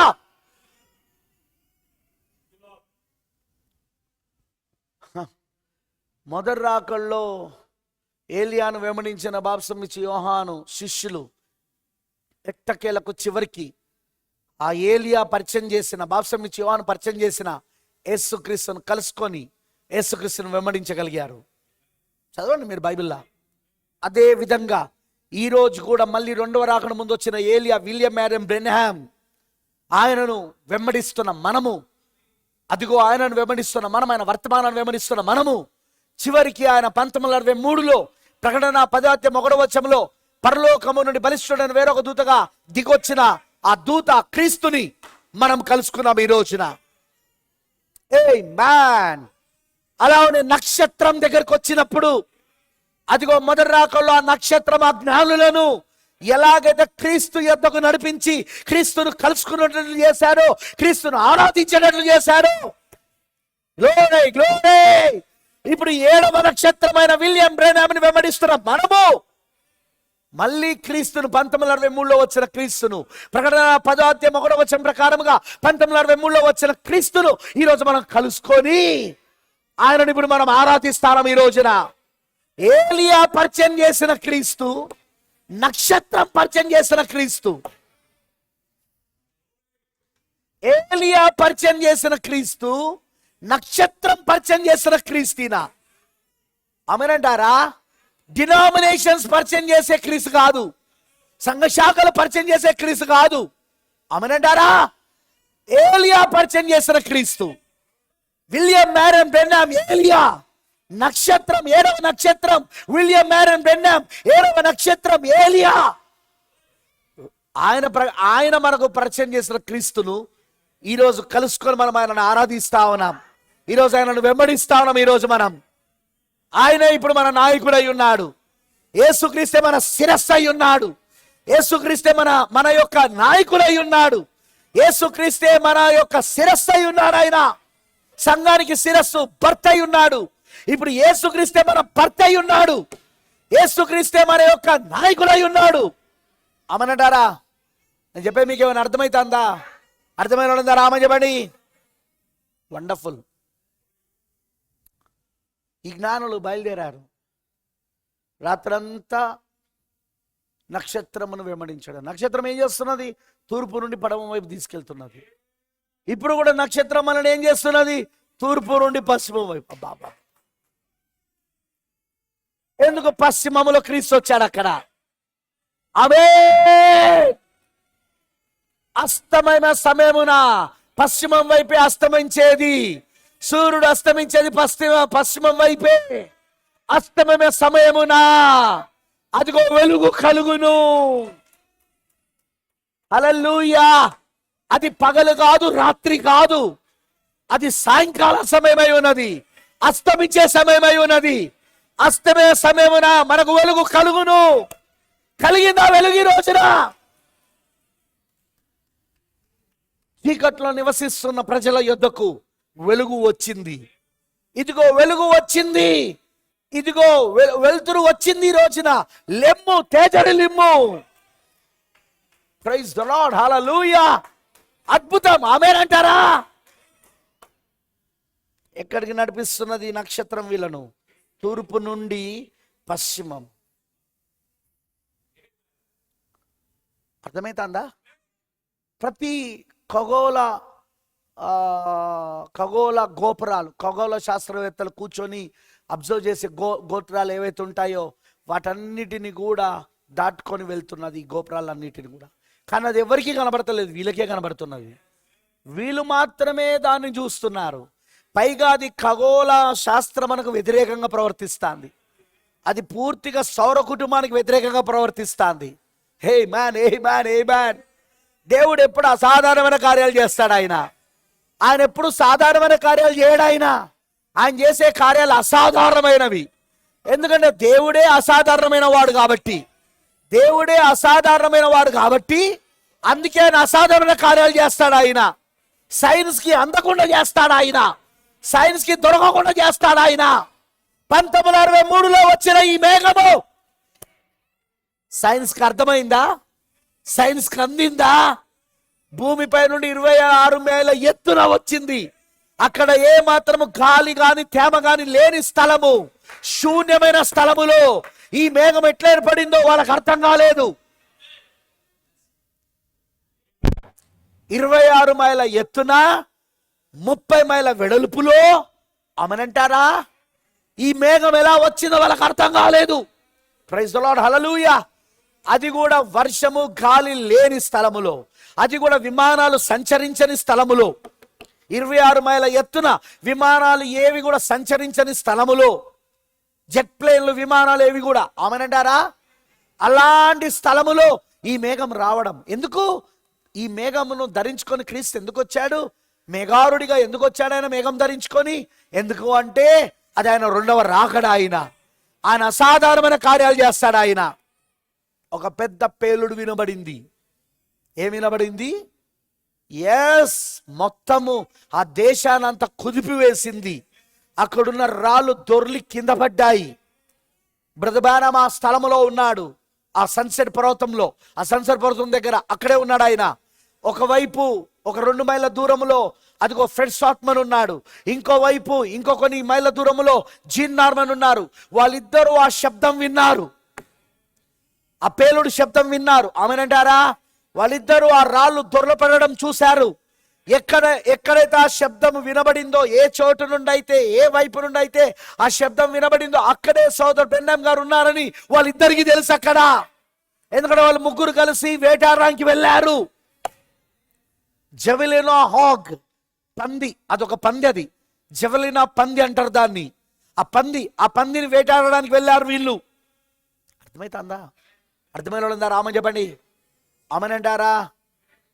వాళ్ళు అక్కడ వెళ్తున్నప్పుడు హల్లెలూయా, వాళ్ళకి తెలుసు అక్కడ బ్రదర్ బెన్హామ్ ఉన్నాడని.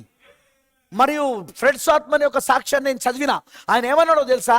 అక్కడ నిజంగానే ఒక మేఘం ఏర్పడి ఉన్నది, మేఘము రావడం నేను చూశాను అక్కడ అన్నాడు. 2 మైళ్ళ దూరంలో నుండి చూశాడు ఆయన. Praise the lord. హల్లెలూయా.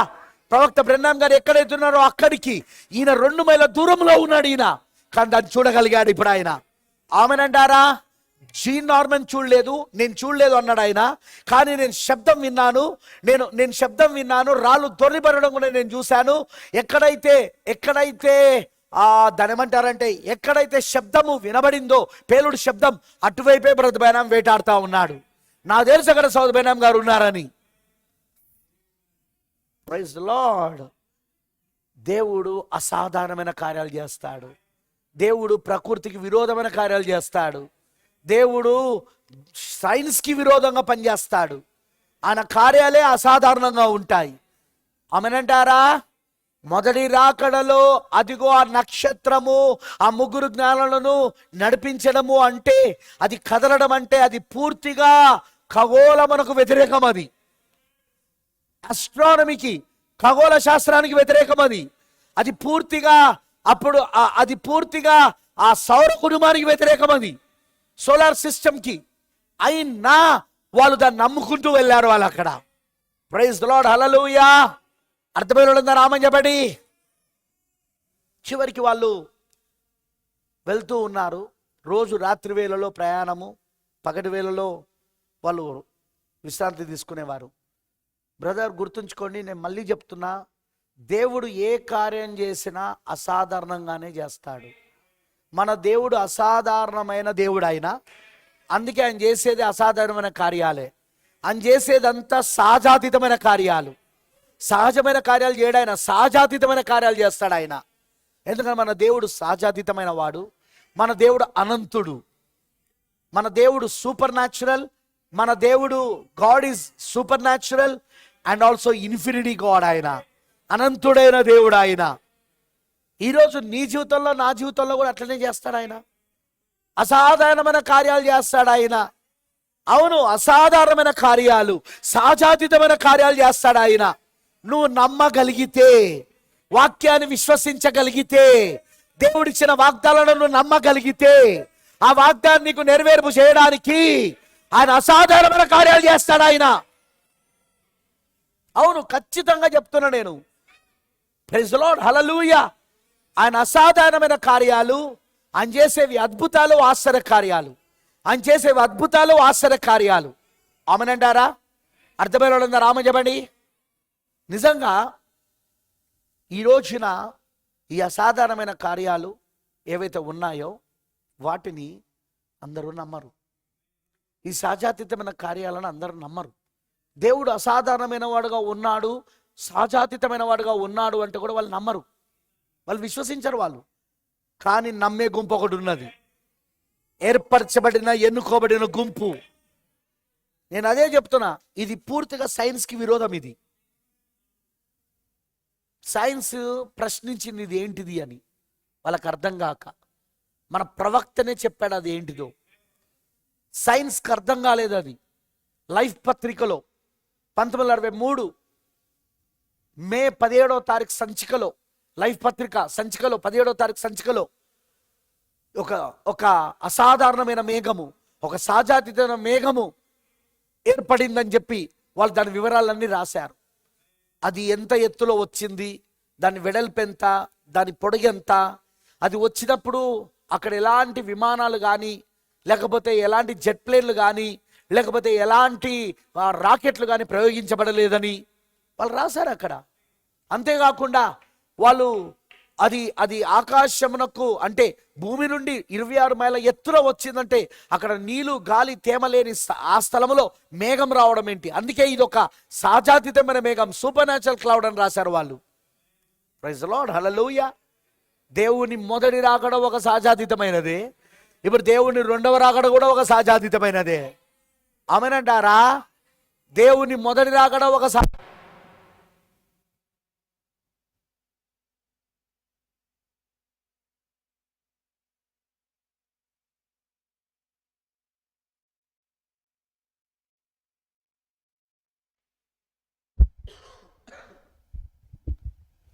గమనించండి నేను చెప్పేది. ఆమెనంటారా? నేను చెప్పేది అర్థమవుతున్నదా? చూడండి, వాళ్ళు వెళ్తున్నప్పుడు రాత్రి వేళ వాళ్ళు ప్రయాణం చేయాలి. అక్కడ ఎంతోమంది దొంగలు ఉంటారు ఎడారిలో. ఇష్మాయిల్ సంతానానికి సంబంధించిన దొంగలు. వాళ్ళు ఏం చేస్తూ ఉంటారంటే మార్గ మధ్యలో వెళ్తున్న వారిని వారు దోపిడీ చేస్తూ ఉంటారు, విలువైన వస్తువులు దోచుకుంటారు, చంపేస్తారు అవసరమైతే. ఒకవేళ ఆ విలువైన వస్తువులు కనుక వాళ్ళు ఇవ్వకపోతే వాళ్ళని చంపేస్తారు. ఇప్పుడు వీళ్ళు ఈ బహుమతులను పట్టుకొని బయలుదేరుతున్నప్పుడు వీళ్ళ దగ్గర విలువైన వస్తువులు ఉన్నాయి. అప్పుడు ఏమున్నాయి? విలువైన వస్తువులు ఉన్నాయి వాళ్ళ దగ్గర. ప్రైజ్ ది లార్డ్, హల్లెలూయా.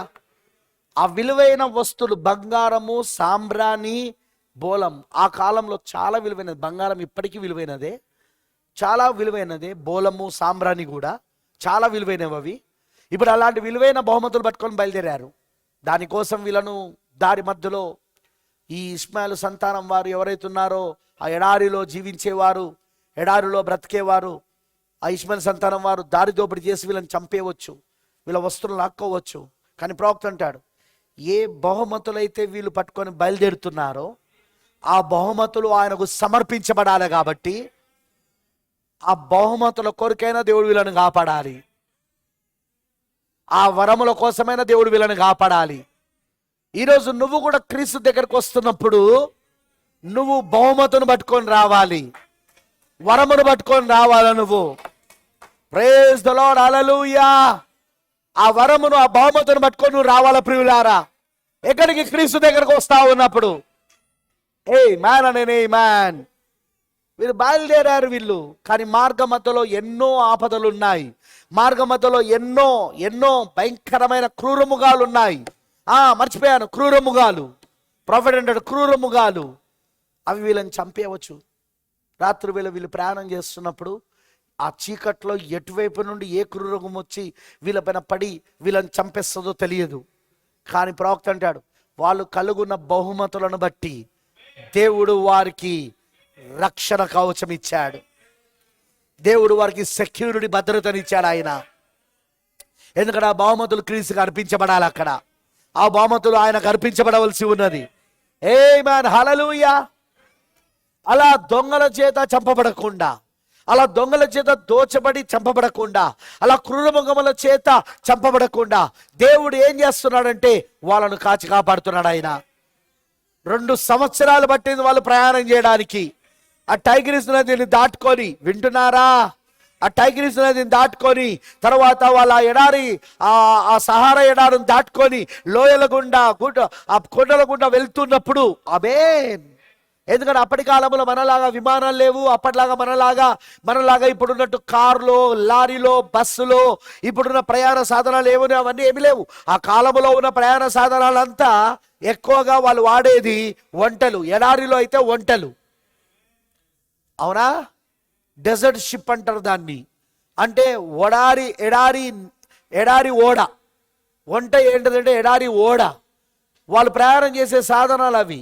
వాళ్ళు ప్రయాణం చేయడానికి ఒంటెలు, తర్వాత గుర్రములు, ఆ తర్వాత గాడిదలు. కరెక్టేనా? గుర్రములు, గాడిదలు, ఒంటెలు, వీటిని వాళ్ళు ప్రయాణం చేసేవాళ్ళు. అవునంటారా? అప్పటి కాలంలో మనలాగా మోటార్ సైకిలు, బండ్లు, లేకపోతే కార్లు ఇవన్నీ లేవు, లేకపోతే విమానాలు ఇవన్నీ ఏం లేవు వాళ్ళకప్పుడు. వాళ్ళు ప్రయాణం చేస్తే ఈ మూడింటి పైన చేయాలి. కానీ వాళ్ళు వెళ్తున్నది ఎడారిలో కాబట్టి వాళ్ళకి ఖచ్చితంగా ఒంటెలే కావాలి. ఎందుకంటే ఒంటెల్లో ఉన్న ఎడారిలో ప్రయాణం చేసే వాళ్ళకు ఒంటె పైన పోతే వాళ్ళకు చాలా సేఫ్టీ ఉంటుంది. ఒంటెలో చాలా ఉంటాయి. అది నేను ఇప్పుడు చెప్పదలుచుకోలేదు, టైం లేదు. కానీ వాళ్ళు వెళ్తున్నారు దానిపైననే. నెమ్మదిగా నడుస్తున్నది ఒంటె, నెమ్మదిగా అది నడుస్తూ ఉన్నది. హల్లెలూయా. వీళ్ళు అలా ఆ నక్షత్రాన్ని చూసుకుంటూ, వాళ్ళు ఆ నక్షత్రము వారిని తూర్పు నుండి పశ్చిమముకు నడిపిస్తూ ఉంటే వీళ్ళు దాన్ని వెంబడిస్తూ వెళ్తున్నారు. కానీ ఏ ఒక్కరు కూడా ఆ నక్షత్రాన్ని చూడలేకపోతున్నారు.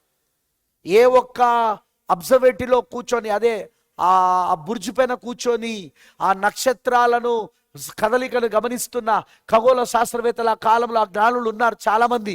వాళ్ళు ఎవ్వరూ ఆ నక్షత్రాన్ని చూస్తలేరు. వాళ్ళ యొక్క బుర్జు పై నుండే అది వెళ్తున్నది, వాళ్ళ యొక్క గోపురం పై నుండే అది వెళ్తున్నది. అది కానీ వాళ్ళు దాన్ని చూడలేకపోతున్నారు. వాళ్ళు అది కేవలం వీళ్ళ ముగ్గురికి మాత్రమే కనబడతా ఉన్నది. ప్రైజ్ ది లార్డ్, హల్లెలూయా. అలా వాళ్ళు ప్రయాణం చేసుకొని వెళ్ళేసరికి దాదాపు 2 సంవత్సరాలు పట్టింది. దాదాపు వాళ్ళు యెరూషలేముకి నడిపించాడు ముందు. ఆ నక్షత్రం ఫస్ట్ ఎక్కడికి తీసుకెళ్ళిందంటే వాళ్ళను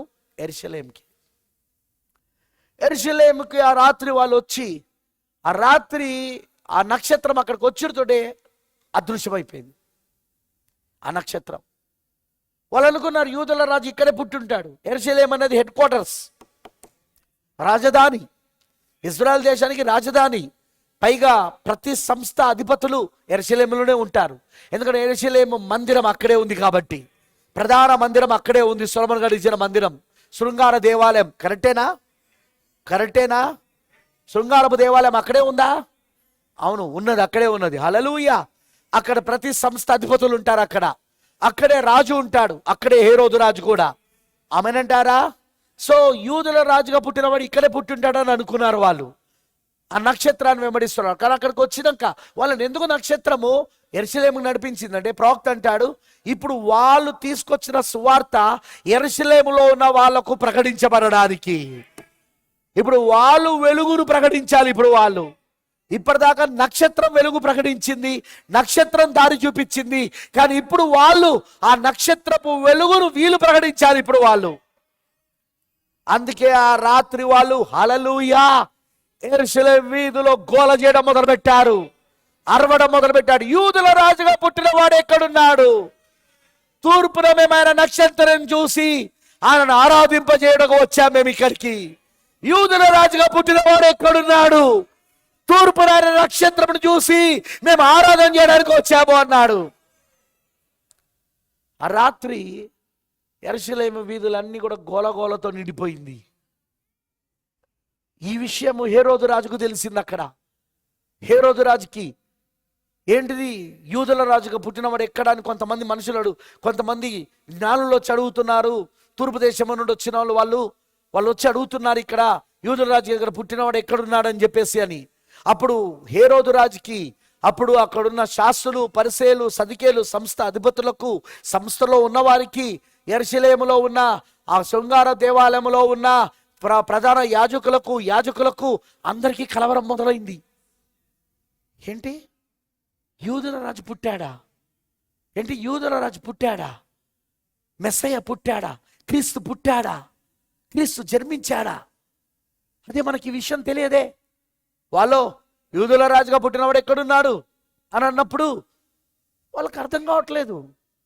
జ్ఞానులు కూడా అర్థం కావట్లేదు. వాళ్ళకు కూడా ఏంటి, వీళ్ళకి ఇంకా తెలియదా? యూదుల రాజుగా ఆయన ఆల్రెడీ పుట్టాడని, క్రీస్తు పుట్టాడని వీళ్ళకి ఇంకా తెలియదా? వీళ్ళ రాజు పుట్టిన సంగతి వీళ్ళకి తెలియదా? వీళ్ళ రాజు జన్మించిన సంగతి వీళ్ళకి తెలియదా అని వాళ్ళు ఆశ్చర్యపోతున్నారు. వాళ్ళు ప్రైజ్ ది లార్డ్, హల్లెలూయా.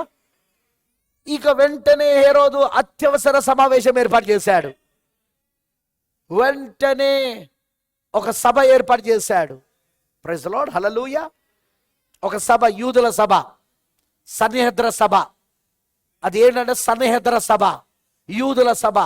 అందులోకి బిషప్లు అందరూ వచ్చారు, యాజకులు, ప్రధాన యాజకులు, శాస్త్రులు, పరిసేలు, సదికేలు, ముఖ్యులు అందరూ అక్కడ కూడుకొని, ఏంటి వర్తమానం, తూర్పు దేశాల నుండి వచ్చిన ముగ్గురు సంగతి ఏంది?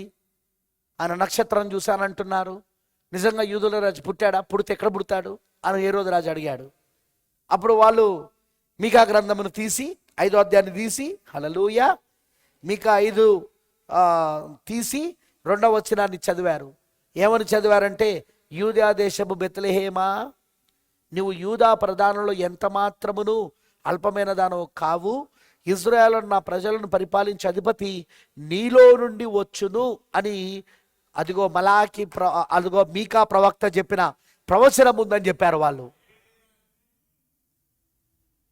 Praise the lord. అప్పుడు జ్ఞానులకు కూడా అర్థమైంది, వాళ్ళు వచ్చింది యెరూషలేముకి, కానీ వాళ్ళు వెళ్ళాల్సింది బెత్లెహేముకని. ఆ తర్వాత మెల్లగా రహస్యంగా ఆ జ్ఞానులను పిలిపించుకొని, మీరు ఆ నక్షత్రాన్ని ఎప్పుడు చూశారు, ఎప్పుడు బయలుదేరారు, టైం చెప్పరా అని మెల్లగా తెలుసుకున్నాడు వాళ్ళ దగ్గర. వాళ్ళు మేము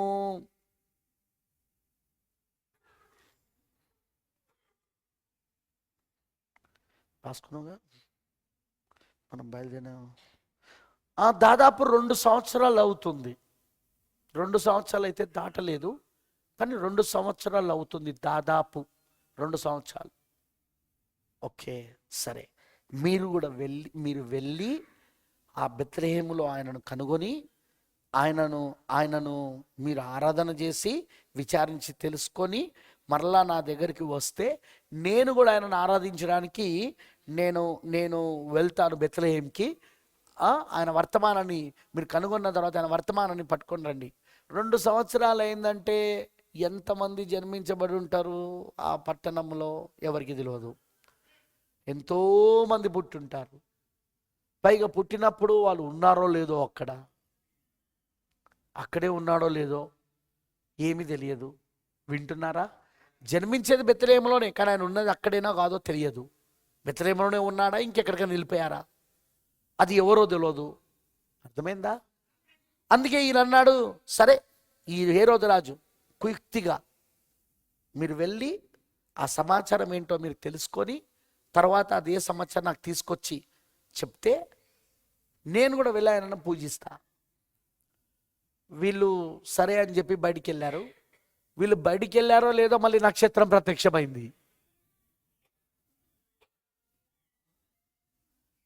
మళ్ళీ ఆ నక్షత్రం చూచి వీళ్ళ ముగ్గురు అత్యానంద భరితులయ్యారు. మనల్ని నడిపించిన నక్షత్రం, ఆ వింత నక్షత్రం, ఆ వింత తార ఇక్కడే ఉన్నది. మీతో వాళ్ళందరూ చూస్తున్నారు, ఎక్కడన్నదిరా, ఎక్కడ, అగో అది కదులుతుంది. ఎక్కడ కదులుతాందిరా? ఎవరికి కనబడతలే, వీళ్ళ ముగ్గురికే కనబడుతుంది. ఆ సూచన వీళ్ళ ముగ్గురికి మాత్రమే ఇవ్వబడింది. Praise the lord, praise the lord, praise the lord. ఏ నక్షత్రం కదులుతా? నీకేమైనా కనబడుతుందారా పరిసేయుడా? ఏం కనబడతలే. శాస్త్రి నీ సంగతి ఏంది? ఏం లేదు. సర్దికేయుడా నీ సంగతి ఏంది? ఏం కనబడతలేదు. మన కళ్ళకు అసలు ఏం కనబడతలే అక్కడ. మరి వీళ్ళని ఇంత అత్యానంద భరితులై కేకలేస్తున్నారు. వీళ్ళు అత్యానంద భరితులై ఉన్నారు ఉంది బైబిల్లా.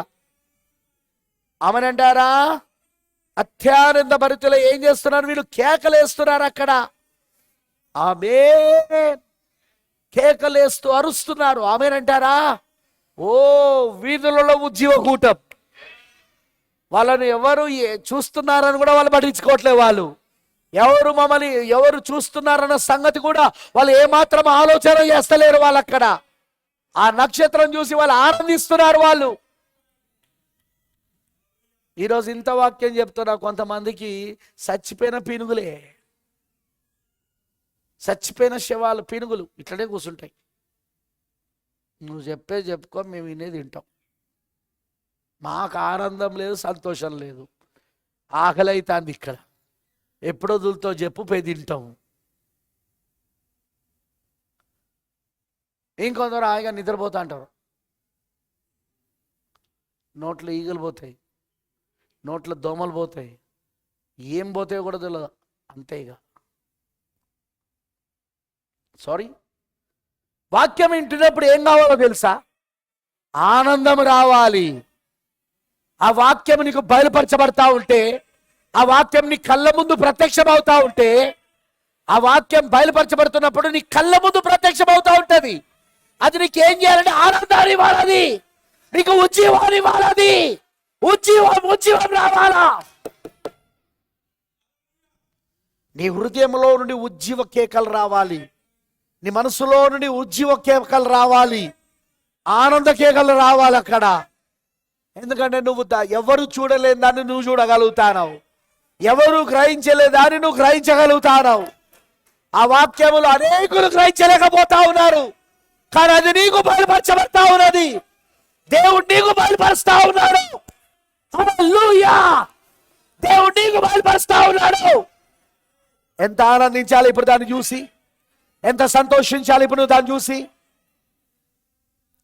ఆనందించాల్సింది పోయి, సంతోషించాల్సింది పోయి, ముఖాలన్నీ చిన్నబుచ్చుకొని ఏదో పోగొట్టుకున్న వారిలాగా, కొంతమంది సచ్చిన శవాల్లాగా కూర్చోవడం ఆశ్చర్యంగా ఉంది. నాకు ఆశ్చర్యంగా ఉంది. ఆనందం కలగాలి వాక్యం వింటే. ప్రవక్త ఏమన్నాడు? ప్రత్యక్షత నిన్ను తాకినప్పుడట నీ కళ్ళు పెద్దగైతాయి, నీ యొక్క బుగ్గలు వెడల్పైపోతాయి. అంటే నవ్వడం మొదలు పెడతావు. ఇక నీ పళ్ళు బయటకు వచ్చి, ఎస్ నేను చూడగలుగుతానా? అవును, ఏం చెప్తున్నాడో దేవుడు, అదిగో అక్కడ పులిపిడి దగ్గర నుండి దేవుడు ఏం చెప్తున్నాడో నేను దాన్ని చూడగలుగుతానా, నేను దాన్ని గమనించగలుగుతానా? నేను దాన్ని గ్రహించగలుగుతానా, నేను అది నాకు అర్థమవుతా ఉన్నది. అది అత్యానందభరితులై సంతోషపడి ఆమేన్ అననే ఆమేన్ వీళ్ళు బయలుదేరారు. వీళ్ళు హల్లెలూయా. ఫ్రెండ్స్, గుర్తుపెట్టుకోనండి, ఎప్పుడైనా గుర్తుపెట్టుకోనండి, వాక్యము నీకు బయలుపరచబడినప్పుడు అది నీ హృదయాన్ని ఆనందముతో నింపుతుంది, సంతోషముతో నింపుతుంది, సంతృప్తితో నింపుతుంది. అది సాటిస్ఫై. అమ్మయ్యా, ఈరోజు ఈ వాక్యం నన్ను ఎంతో బలపరిచింది, ఈరోజు ఈ వర్తమానం నన్ను ఎంతో స్థిరపరిచింది, బలపరిచింది, స్థిరపరిచింది. ఈరోజు ఈ వర్తమానం నన్ను ఎంతో ప్రభువులో నడిపిస్తున్నది. Praise the lord. హల్లెలూయా. అర్థమైందని చెప్పింది, నేను చెప్పేది మీకు అర్థమవుతున్నదా? అది జరగాల విశ్వాసికి. విశ్వాసికి అది జరుగుతుంది. నువ్వు విశ్వాసం అయితే అది జరుగుతుంది నీకు. నువ్వు ఏర్పాట్లో ఎన్నికలు ఉంటుంది, నీకు జరుగుతుంది. ఇది దేవుడు నీకు చేస్తాడు, ఆయన జరిగిస్తాడు. ఆయన నిజంగా నువ్వు ఏర్పాట్లో ఎన్నికలో ఉంటే ఖచ్చితంగా దేవుడు దాన్ని జరిగిస్తాడు. ఆయన సన్నిధి, ఆయన ప్రసన్నత నిన్ను ఆనందానికి గురి చేస్తుంది. ఆయన సన్నిధి, ఆయన ప్రసన్నత నిన్ను సంతోషాన్ని, ఆనందాన్ని నీకు కలగజేస్తుంది. అది ఆమెనంటారా? ముఖము చిన్నబుచ్చుకొని ఇక్కడ కూర్చోవు. ఏదో పోగొట్టుకున్న దానిలాగా, పోగొట్టుకున్న వాళ్ళలాగా ఇక్కడ కూర్చోవు. బాధలు, కష్టాలు, రోగములు, వ్యాధులు, ఇబ్బందులు, సమస్యలు అందరికీ ఉంటాయి. అవి కానీ ఆయన సన్నిధికి వచ్చినప్పుడు అవన్నీ మర్చిపోతాం మనం. ఆయన ప్రసన్నతకు వచ్చినప్పుడు అవన్నీ మర్చిపోతాం మనం. గంతులేయడం మొదలు పెడతాం, మనము ఆనందించడం మొదలు పెడతాం. ఆయన సన్నిధిలా, ఆయన ప్రసన్నతలో ఆనందించడం మొదలు పెడతాము, సంతోషించడం మొదలు పెడతాం మనం. ఆమేన్. హల్లెలూయా. ప్రేమల దేవుని పిల్లల జాగ్రత్తగా వినండి నేను చెప్పేది. ఆమేన్. హల్లెలూయా. వీళ్ళు ఆనందించడం మొదలు పెట్టారు. ఎవరికి కనబడింది వీళ్ళకి కనబడుతుంది. ఎవరికి కనబడతలేదు. అది ఆ నక్షత్రం వీళ్ళకి మాత్రమే కనబడుతున్నది. ఆ నక్షత్రం వీళ్ళని నడిపిస్తా ఉన్నది. ఇప్పుడు సరిగ్గా బెత్లెహేములోనికి తీసుకెళ్ళి యేసు ఎక్కడైతే, ఏ ఇంట్లో అయితే ఉన్నాడో ఆ ఇంటి యొద్దకు వచ్చి ఆ నక్షత్రం ఆగింది. అమనంటారా? బైబిల్ అంటుంది, వారు రాజు మాట విని బయలుదేరిపోచుండగా ఇదిగో తూర్పు దేశంలో వారు చూసిన నక్షత్రం ఆ శిష్యువు ఉండిన చోటికి మీదుగా వచ్చి నిలిచి వరకు వారికి ముందుగా నడిచెను. వారు నక్షత్రమును చూచి అత్యానంద భరితులై ఇంటిలోనికి వచ్చి, పశులపాకులోనికి కాదు. గుర్తుపెట్టుకోనండి, వీళ్ళు రావడానికి 2 సంవత్సరాలు పట్టింది. దాదాపు 2 సంవత్సరాలు దాటలేదు, 2 సంవత్సరాలు లోపటనే వీళ్ళు రావడానికి. హల్లెలూయా. అందుకే వీళ్ళు వచ్చేసరికి ఆయన ఇంకా పశులపాకంలో లేడు. ఆయన ఎక్కడున్నాడంటే ఇంటిలో ఉన్నాడు. ఆయన ఆ ఇంటిలోనికి వచ్చి తల్లి అయిన మరియను శిష్యువుని చూచి, ఆమెనంటారా? ఆ శిష్యువుని చూచి సాగిలపడి ఆయనను పూజించి తమ పెట్టెలు విప్పి బంగారమును, సామ్రాన్ని, బోలమును కానుకలుగా ఆయనకు సమర్పించిరి. ఏమిటి కానుకలు? బంగారము, దైవత్వాన్ని సూచిస్తా. ఆయన ఎవరు అంటే ఆయన దేవుడై ఉన్నాడు. ఆయన మానవ అవతారములో ఉన్న దేవుడు. దేవుడే, దైవమే మానవ అవతారములో వచ్చాడు. అక్కడ యేసుక్రీస్తు ఎవరు? అందుకే చదివిన, ఆది యందు వాక్యం ఉండెను, వాక్యము దేవుని వద్దను, వాక్యమే దేవుడైన ఆ వాక్యమే శరీరధారి అయి కృపా సత్య సంపూర్ణిగా మన మధ్య నివసించాడు. ఆయనలో ఉన్న దైవత్వాన్ని ఆ బంగారం సూచిస్తుంది. ఎందుకంటే దేవుడే మానవ శరీరమై వచ్చాడు. వాక్యమే దేవుడై ఉన్నాడు. ఆ వాక్యమే, ఆ దేవుడే మానవ శరీరం దాల్చుకొని వచ్చాడు. 2వ దేవుడు కాదు, 3వ దేవుడు కాదు, ఏకైక దేవుడు. ఏకైక దేవుడు వచ్చాడు ఈ భూమిపైకి. అద్వితీయ కుమారుడిగా వచ్చాడు ఆయన. హల్లెలూయా. అమనంటారా? ఏకైక దేవుడు, అద్వితీయ దేవుడు, ద్వితీయత లేనివాడు, 2వ వాడు లేడు ఆయనకు. ఆయన ఒక్కడే దేవుడు. ఆయన ఆ ఒక్క దేవుడే పాత నిబంధనలో యెహోవాయే, కొత్త నిబంధనలో యేసుక్రీస్తుగా వచ్చాడు. పాతలబడ యెహోవాయే కొత్త నిబంధనలో యేసుక్రీస్తుగా వచ్చాడు ఈ లోకానికి. ప్రైజ్ ద లార్డ్, హల్లెలూయా. దేవుడికి మహిమ కలుగును గాక. బంగారము కానుకగా ఎందుకు ఇచ్చారంటే అది ఆయన దైవత్వానికి సూచన ఉన్నది అది. ఆమేన్. ఇక సాంబ్రాణి దేని సూచిస్తుంది తెలుసా? ఆయన సేవ. సాంబ్రాణి దేనికోసం వాడేవారు పాత నిబంధనలో? అదిగో ఆ ధూపం వేయడానికి. కరెక్టేనా? ఇంపైన సువాసన, ధూపము. యెహోవా నాసికారంధ్రములలో ఇంపైన సువాసన కలగడానికి ఆ ధూపము. అది ఏంటిది? అది అంటే ఆయన చేసే సేవ. ఆయన జీవితమే ఒక సేవగా అర్పించబడతా అన్నది.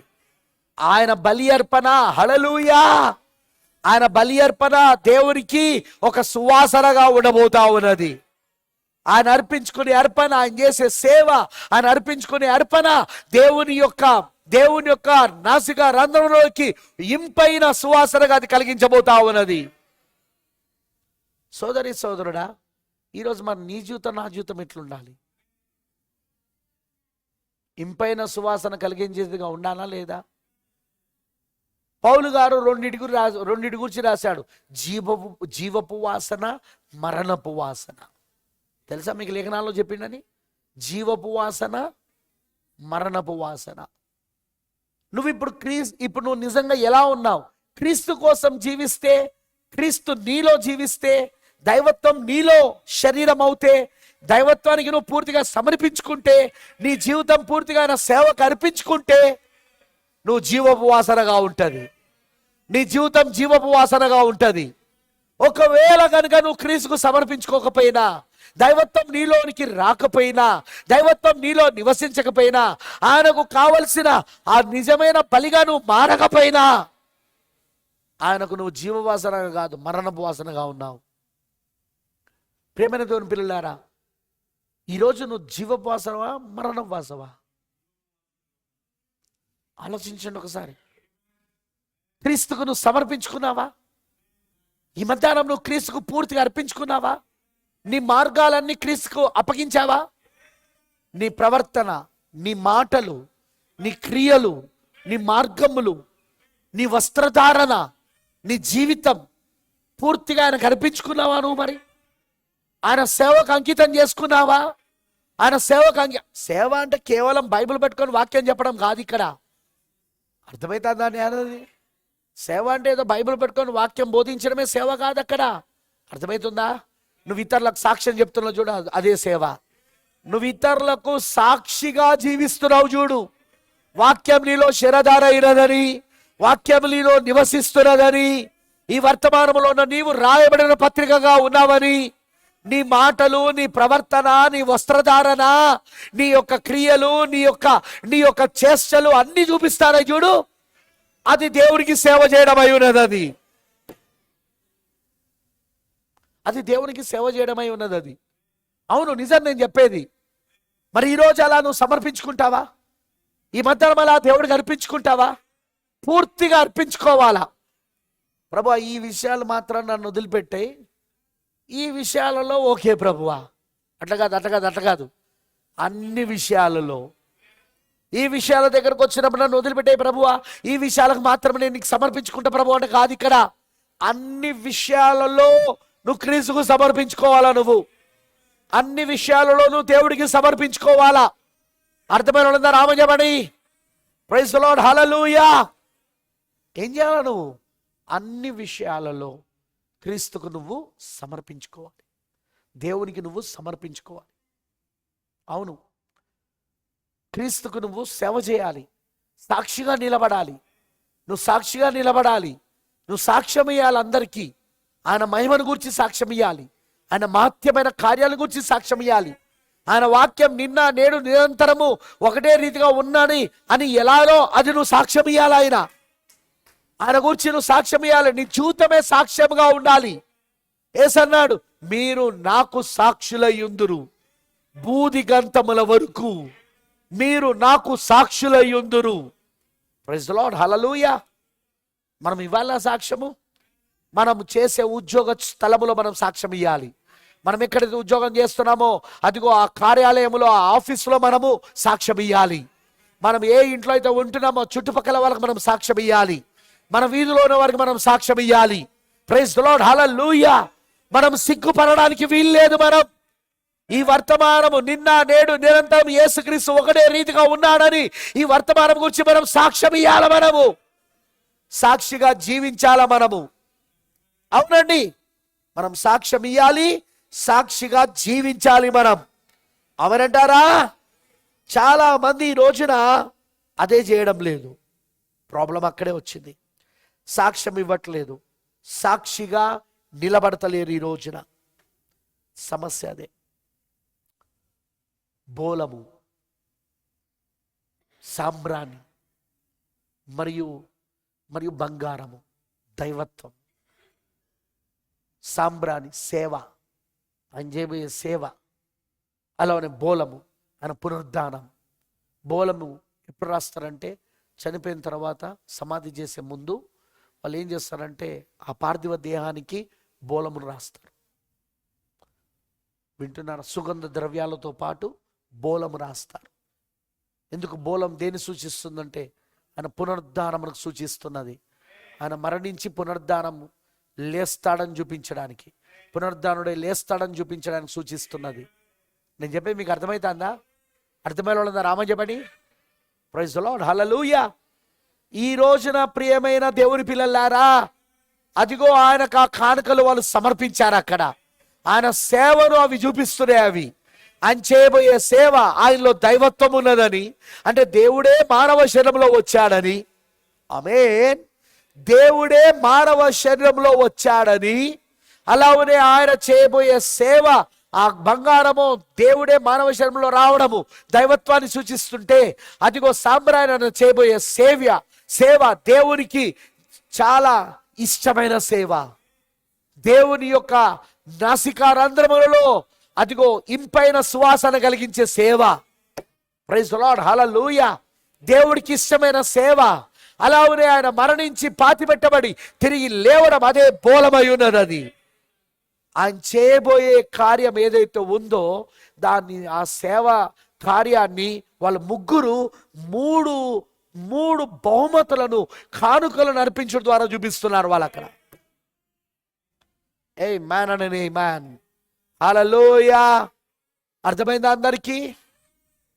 ముగ్గురు జ్ఞానులు ఆ తర్వాత నిజంగా వాళ్ళు రాజైన హేరోదు ఒక మాట నమ్మారు, వెళ్దాం అనుకున్నారు. కన్నా రాత్రి మరలా ప్రభువు దూత వారికి కలలో ప్రత్యక్షమై అక్కడి నుండి వాళ్ళను వేరే దారి నుండి వెళ్ళిపోమని చెప్పాడు. యెరూషలేము నుండి కాదు మీరు వెళ్ళాల్సింది, వేరే దారి నుండి వెళ్ళండి మీరు అని.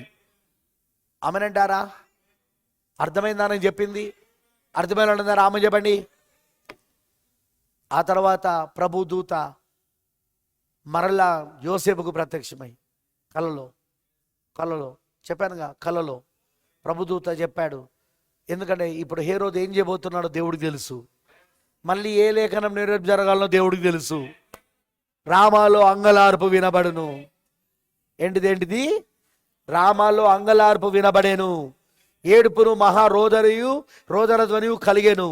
రాహేలు తన పిల్లల విషయమై ఏడ్చుచు వారు లేనందున ఓదార్పు పొందనోలక ఉండెను అని ప్రవక్త అయిన ఇర్మియా ద్వారా చెప్పబడిన ప్రవచనం నెరవేర్పు జరగాలి. ఇప్పుడు అది జరగాలంటే దానికంటే ముందు ఇదిగో ఈయన అక్కడి నుండి దేవుడు తన కుమారుని తప్పించాలి అక్కడ.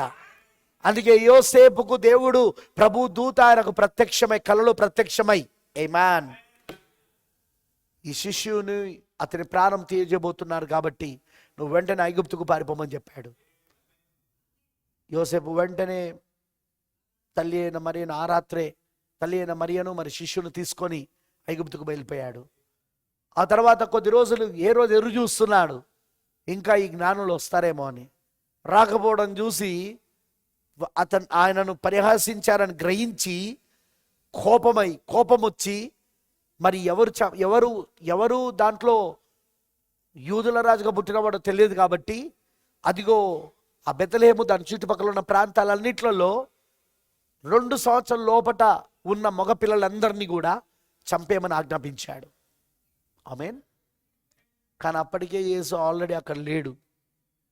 అపవాది వెతుకుతున్నాడు, క్రూరముఖం వెతుకుతున్నది, ఎర్రని గడ సర్పం వెతుకుతా ఉన్నది, రోమ్ వెతుకుతా ఉన్నది, కానీ లేడాయన అక్కడ. హల్లెలూయా.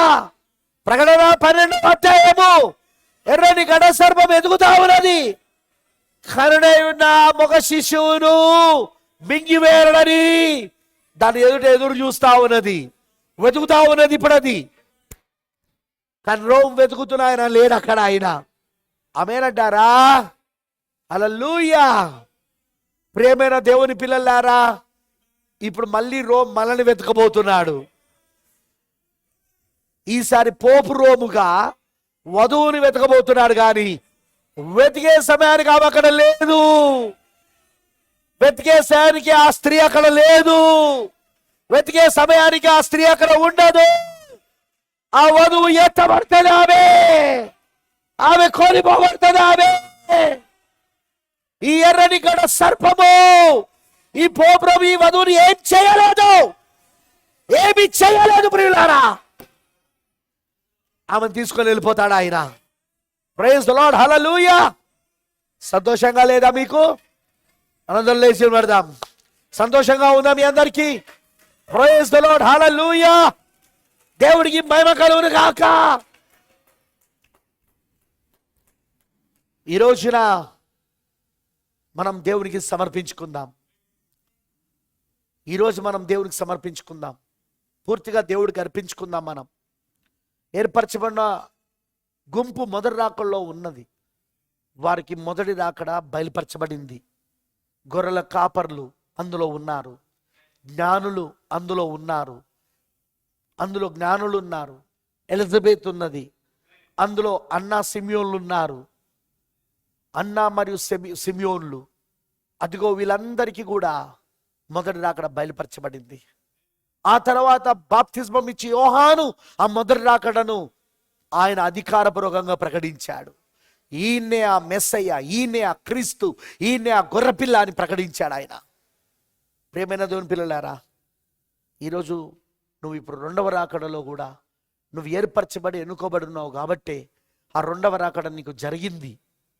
శాస్త్రులకు, పరిసయ్యులకు, సద్దుకేయులకు, హేరోదీలకు మొదటి రాకడ సమయంలో వాళ్ళకి మొదటి రాకడ జరగలే. ఎందుకంటే అది వాళ్ళకి బయలుపరచబడలేదు. వాళ్ళకు ఆ మొదటి రాకడ వాళ్ళకి బయలుపరచబడలేదు. ఆయన రంగంపై ఉన్న వాళ్ళు ఆయనను చూడలేకపోయారు. వాళ్ళు ఆ లేఖనాలు నెరవేర్పు జరుగుతున్నా, మొదటి రాకడను కూర్చిన లేఖనాలు వాళ్ళ కళ్ళ ఎదుట నెరవేర్పు జరుగుతున్నా, వారి వినికిడిలో నెరవేర్పు జరుగుతున్నా వాళ్ళు చూడలేక వినలేక ఉన్నారు. వాళ్ళు కనులుండి చూచియు చూడలేని వారిగా, చెవులుండి వినియు దాన్ని గ్రహింపలేని వారుగా ఉన్నారని యెషయా చెప్పిన ప్రవచనము మీ పట్ల సరైనదే అని ప్రభు చెప్పాడు అక్కడ. కానీ కొంతమంది ఏర్పరచబడిన వాళ్ళు ఉన్నారు, వాళ్ళకు అది బయలుపరచబడింది. వాళ్ళ మొదటి రాకడను వాళ్ళు పొందుకోగలిగారు. వాళ్ళు మొదటి రాకడ ఫలితాలను అనుభవించగలిగారు. వాళ్ళు ఇప్పుడు మనం రెండవ రాకడను కూడా అందుకే నమ్మగలుగుతారా? మనం రెండవ రాకడను నమ్మే కొంతమంది చెలులు ఉన్నారు. వాళ్ళే ఏర్పరచబడిన వాళ్ళు, వాళ్ళే ఎన్నుకోబడిన వారు. వాళ్ళు ఆ రెండవ రాకడను వాళ్ళు పొందుకోగలిగారు. వాళ్ళు రెండవ రాకడను వారు పొందుకోగలిగారు. వాళ్ళు దాని ఫలితాలు కూడా ఇప్పుడు అనుభవిస్తా ఉన్నారు. వాళ్ళు ఆ రెండవ రాకడతో ఏదైతే ఫలితములు వస్తాయని దేవుడు చెప్పాడు, ఆ రాకడ కలుగుడం ద్వారా ఇప్పుడు అది వాళ్ళకి జరుగుతూ ఉన్నది. అది ఆ ఫలితాలు కూడా వాళ్ళు అనుభవిస్తా ఉన్నారు ఈ రోజున. అందుకే ప్రేమైన దేవుని పిల్లలారా, నిజంగా మనం ఎంతో ధన్యులం, మనం ఎంతో దీవించబడిన వాళ్ళం మనం. Thank you lord. ఈరోజు పూర్తిగా నువ్వు దేవుడికి సమర్పించుకో, పూర్తిగా దేవుడికి నువ్వు అర్పించుకో, సమర్పించుకో. ఇప్పటికైనా నిజంగా నీ జీవితము ఆయనకు అర్పించుకో, ఆయనకు పూర్తిగా నిన్ను నువ్వు సమర్పించుకో. ప్రభువా, నాలోనికి రా ప్రభువా, నాలో జీవించు ప్రభువా. ఇప్పుడు నువ్వు వచ్చావని నేను నమ్ముతానా ప్రభువా? సంపూర్ణమైన వాక్యముగా నువ్వు వచ్చావు, తలరాయిగా నువ్వు వచ్చావు దేవా. దేవుని నేను ఆత్మల గలవాడిగా వచ్చావు దేవా, మేఘముగా వచ్చావు దేవా, మేఘము ధరించుకొని వచ్చావు అయ్యా నువ్వు. తండ్రి, నేను నమ్ముతున్న దాన్ని. ఎందుకంటే మా ఏలియా మాకు పరిచయం చేశాడు. ఆయన మా ఏలియా విలియం బ్రెనర్ మాకు పరిచయం చేశాడు. మా 7వ నక్షత్రం మాకు పరిచయం చేశాడు. క్రీస్తున్న చోటుకి మమ్మల్ని నడిపించాడు ఆయన. మేము కలుసుకోగలిగినాం నిన్ను ప్రభువా. నాలోనికి రా యేసయ్యా, నిన్ను కలుసుకున్నాం ప్రభు అన్నాను. ఈ వర్తమానము ద్వారా నిన్ను కలుసుకున్నామయ్యా, ఈ వర్తమానములో నిన్ను మేము కలుసుకుంటున్నామయ్యా, నాలోనికి రా ప్రభు అని దేవునికి పూర్తిగా సమర్పించుకో, పూర్తిగా దేవుడికి అర్పించుకో. ప్రభువా నేను సమర్పించుకుంటున్నాను, అర్పించుకుంటున్నాను అని సమర్పించుకో, అర్పించుకో. దేవుడిస్తున్న అవకాశాన్ని పోగొట్టుకోకు. ఈ మధ్యాహ్నము దేవుడిస్తున్న అవకాశాన్ని పోగొట్టుకోకు. పూర్తిగా దేవునికి నువ్వు లోబడు, పూర్తిగా ఆయన నీలోనికి రానివ్వు. నీ అణువులో ఆయన ఉండాలి. నీ ప్రాణము, ఆత్మ, శరీరములో అణువులో ఆయన ఉండాలి. ఆయన నీలో శరీరం కావాలి, ఆయన నీలో నివసించాలి. పౌలు గారు చెప్పినట్టుగా, ఇకను జీవించి వాడను నేను కాదు, క్రీస్తు యేసే నాలో జీవిస్తున్నాడు అన్నట్లుగా నువ్వు నేను ఉండాలి. ఇప్పుడు బ్రతుకుట క్రీస్తే, చావైతే లాభమే అన్నట్లుగా ఈరోజు మనం ఉండాలి. ప్రియులారా, దేవునికి సమర్పించుకోండి, దేవుడికి అర్పించుకోనండి. ఈ రోజున నీకు మంచి అవకాశం ఇస్తున్నాడు ఆయన, మంచి అవకాశం ఇస్తున్నాడు ఆయన. దీన్ని పోగొట్టుకోకు, ఈ మధ్యాహ్నం దీన్ని పోగొట్టుకోకు. దేవునికి పూర్తిగా సమర్పించుకో, పూర్తిగా లోబడు, వాక్యానికి లోబడు. Thank you lord, thank you Jesus, thank you Jesus, thank you lord. పూర్తిగా పూర్తిగా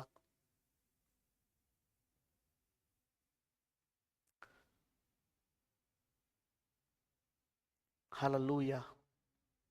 let us sing a song. ఒక పాట పాడుకుందాం మనం, ఆయనను ఆరాధన చేద్దాం. మనమంతా ఆయనను స్తుతిద్దాం, ఆయనను స్తుతిద్దాం, ఆయనను ఆరాధన చేద్దాం, ఆయనకు పూర్తిగా సమర్పించుకుందాం మనం. ఇదిగో దేవా నా జీవితం, ఆపాద మస్తకం నీకు అంకితం అని ప్రభుకి పూర్తిగా సమర్పించుకుందాం. Thank you lord. హల్లెలూయా. సమర్పించుకో దేవుడికి, సమర్పించుకో ప్రభుకి. నీకు దేవుడు మంచి శరణం నీ చరణం, శరణం నీ చరణం, ఇదిగో దేవా నా జీవితం,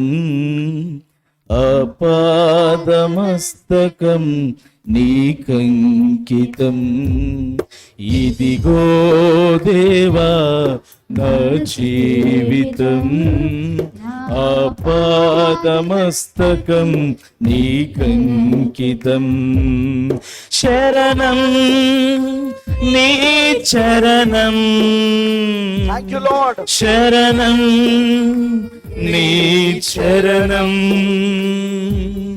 శరణం నీ చరణం, శరణం నీ చరణం, ఇదిగో దేవా నా జీవితం, ఆపాదమస్తకం నీకంకితం, ఇదిగో దేవా నా జీవితం,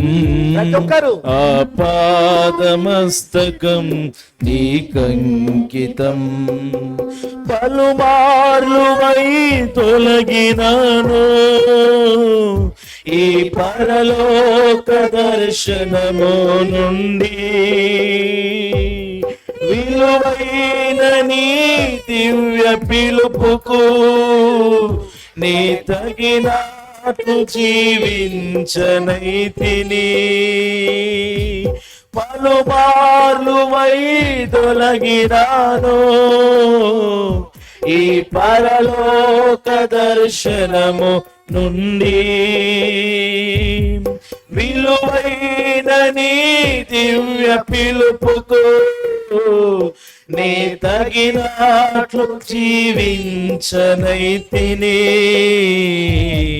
అయినా నీ ప్రేమతో నన్ను దరి చేర్చినావు, అందుకే గైకొనుము దేవా ఈ నా శేష జీవితం. అయినా నీ ప్రేమతో నన్ను దరి చేర్చినావు, అందుకే గైకొనుము దేవా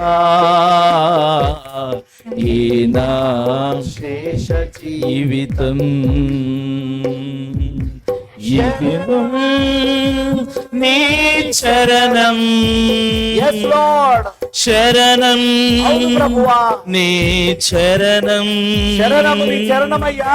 శరణం నీ చరణం, శరణం నీ చరణం. ఇదిగో దేవా నా జీవితం, ఆపాదమస్తకం నీకంకితం. ఇదిగో దేవా జీవితం, ఆపాదమస్తకం నీకంకితం. నీ పాదముల చెంత చేరి నీ చిత్తంబునే నిరుగా నేర్పో, నీ హృదయ భారంబునొసగి Yes, Lord. ప్రార్థించి పని చేయనిమ్మో. Amen. నీ పాదముల చెంత చేరి Hallelujah. నీ చిత్తంబునే నెరుగా నేర్పో, అవును ప్రభువా. నీ హృదయ భారంబునొసగి Amen, amen. ప్రార్థించి పని చేయనిమ్మో. ఆగిపోక సాగిపోవు ప్రియసుతినిగా పని చేయనిమ్మయా. ప్రతి చోట నీ సాక్షిగా ప్రభువా నన్నుండనిమ్మయా. ఆగిపోక సాగిపోవు ప్రియసుతినిగా పని చేయనిమ్మయా. ప్రతి చోట నీ సాక్షిగా ప్రభువా నన్నుండనిమ్మయా. శరణం నీ చరణం, శరణం నీ చరణం, శరణం నీ చరణం, శరణం నీ చరణం. ఇదిగో దేవా నా జీవితం, ఆపాదమస్తకం నీకంకితం. ఇదిగో దేవా నా జీవితం, ఆపాదమస్తకం నీకంకితం. విస్తార పంట పొలము నుండి కష్టించి పని చేయ నేర్పో, కన్నీటితో విత్తు మనసు కలకాలం మరి నాకు నొసగు. విస్తార పంట పొలము నుండి కష్టించి పని చేయ నేర్పు, కన్నీటితో విత్తు మనసు కలకాలం మరి నాకు నొసగు. క్షేమ క్షామకాలమైనా నిన్ను గణపరచ బ్రతుకనిమ్మయా. నశించు ఆత్మలన్నీ దరి చేర్చు కృపనిమ్మయా. క్షేమ కాలమైనా నిన్ను ఘనపరచ బ్రతుకనిమ్మయా. నశించు ఆత్మలన్నీ దరి చేర్చ కృపనిమ్మయా. శరణం నీ చరణం, చరణం నీ చరణం, శరణం నీ చరణం, శరణం నీ చరణం. ఇదిగో దేవా నా జీవితం, ఆపాదమస్తకం నీకంకితం. ఇదిగో దేవా నా జీవితం, ఆపాదమస్తకం నీకంకితం. శరణం నీ చరణం, శరణం నీ చరణం, శరణం నీ చరణం, శరణం నీ చరణం. ఇదిగో దేవా నా జీవితం, ఆపాదమస్తకం నీకంకితం. ఇదిగో దేవా నా జీవితం, ఆపాదమస్తకం నీకంకితం, ఆపాదమస్తకం నీకంకితం, ఆపాదమస్తకం నీకంకితం. Thank you lord. పూర్తిగా దేవుడికి సమర్పించుకోనండి. ఆపాద మస్తకం నీకంకితం. ఇదిగో దేవా నా జీవితం, శరణం నీ చరణము. నీ చరణము దగ్గర మేము శరణాన్ని కోరుతున్నామయ్యా. ఆ రోజున ప్రభువా ఆ పాపాత్మరాలైన స్త్రీ ఆ గర్విష్ఠుడైన సీమోని ఇంటి దగ్గర నీ పాదముల దగ్గర నీ చరణముల దగ్గర ఎలా శరణు కోరిందో అలానే అయ్యా. ఈరోజు మేము కూడా అడుగుతున్నాం ప్రభువా, ప్రభువా మేము కూడా పాపాత్మరాలు స్త్రీలాగానే ఉన్నాము. మా జీవితాలు కూడా అలానే ఉన్నాయ్యా. ఆ రోజు కుమారుని పాపములు క్షమించబడినవి అని నువ్వు చెప్పి ఉన్నావు దేవా. మమ్మల్ని కూడా ఆ మాటనే చెప్పమని కోరుతున్నాం, మమ్మల్ని క్షమించమని కోరుతున్నామయ్యా. నీ పాదముల దగ్గర పడి బ్రతిమాలుతున్నాం యేసయ్యా, నీ పాదముల దగ్గర పడి బ్రతిమాలుతున్నామయ్యా. కృప చూపించు మా పైన దేవా, కృప చూపించు. మమ్మల్ని ఇంకా నువ్వు స్వీకరించు, మమ్మల్ని పూర్తిగా నీ వాడిగా చేసుకో అయ్యా. నీ దానిగా నీ వాడిగా మమ్మల్ని చేసుకో ప్రభువా, నీ వాడిగా మమ్మల్ని చేసుకో యేసయ్యా. మేము ఈ భూమి పైన బ్రతికితే నీ వాడిగానే బ్రతకగోరుతున్నాం. నీ యొక్క ప్రభువా గుర్తింపే మాకు కావాలి, నీలో మాకు గుర్తింపు కావాలి. క్రీస్తుతో మేము గుర్తించబడాలి. అలాంటి కృప మాకు దయచే దేవా. క్రీస్తుతో మేము గుర్తించబడే కృపనివ్వమని నీకు పూర్తిగా మేము సమర్పించుకుంటూ యేసుక్రీస్తు నామములో ప్రార్థిస్తున్నాము.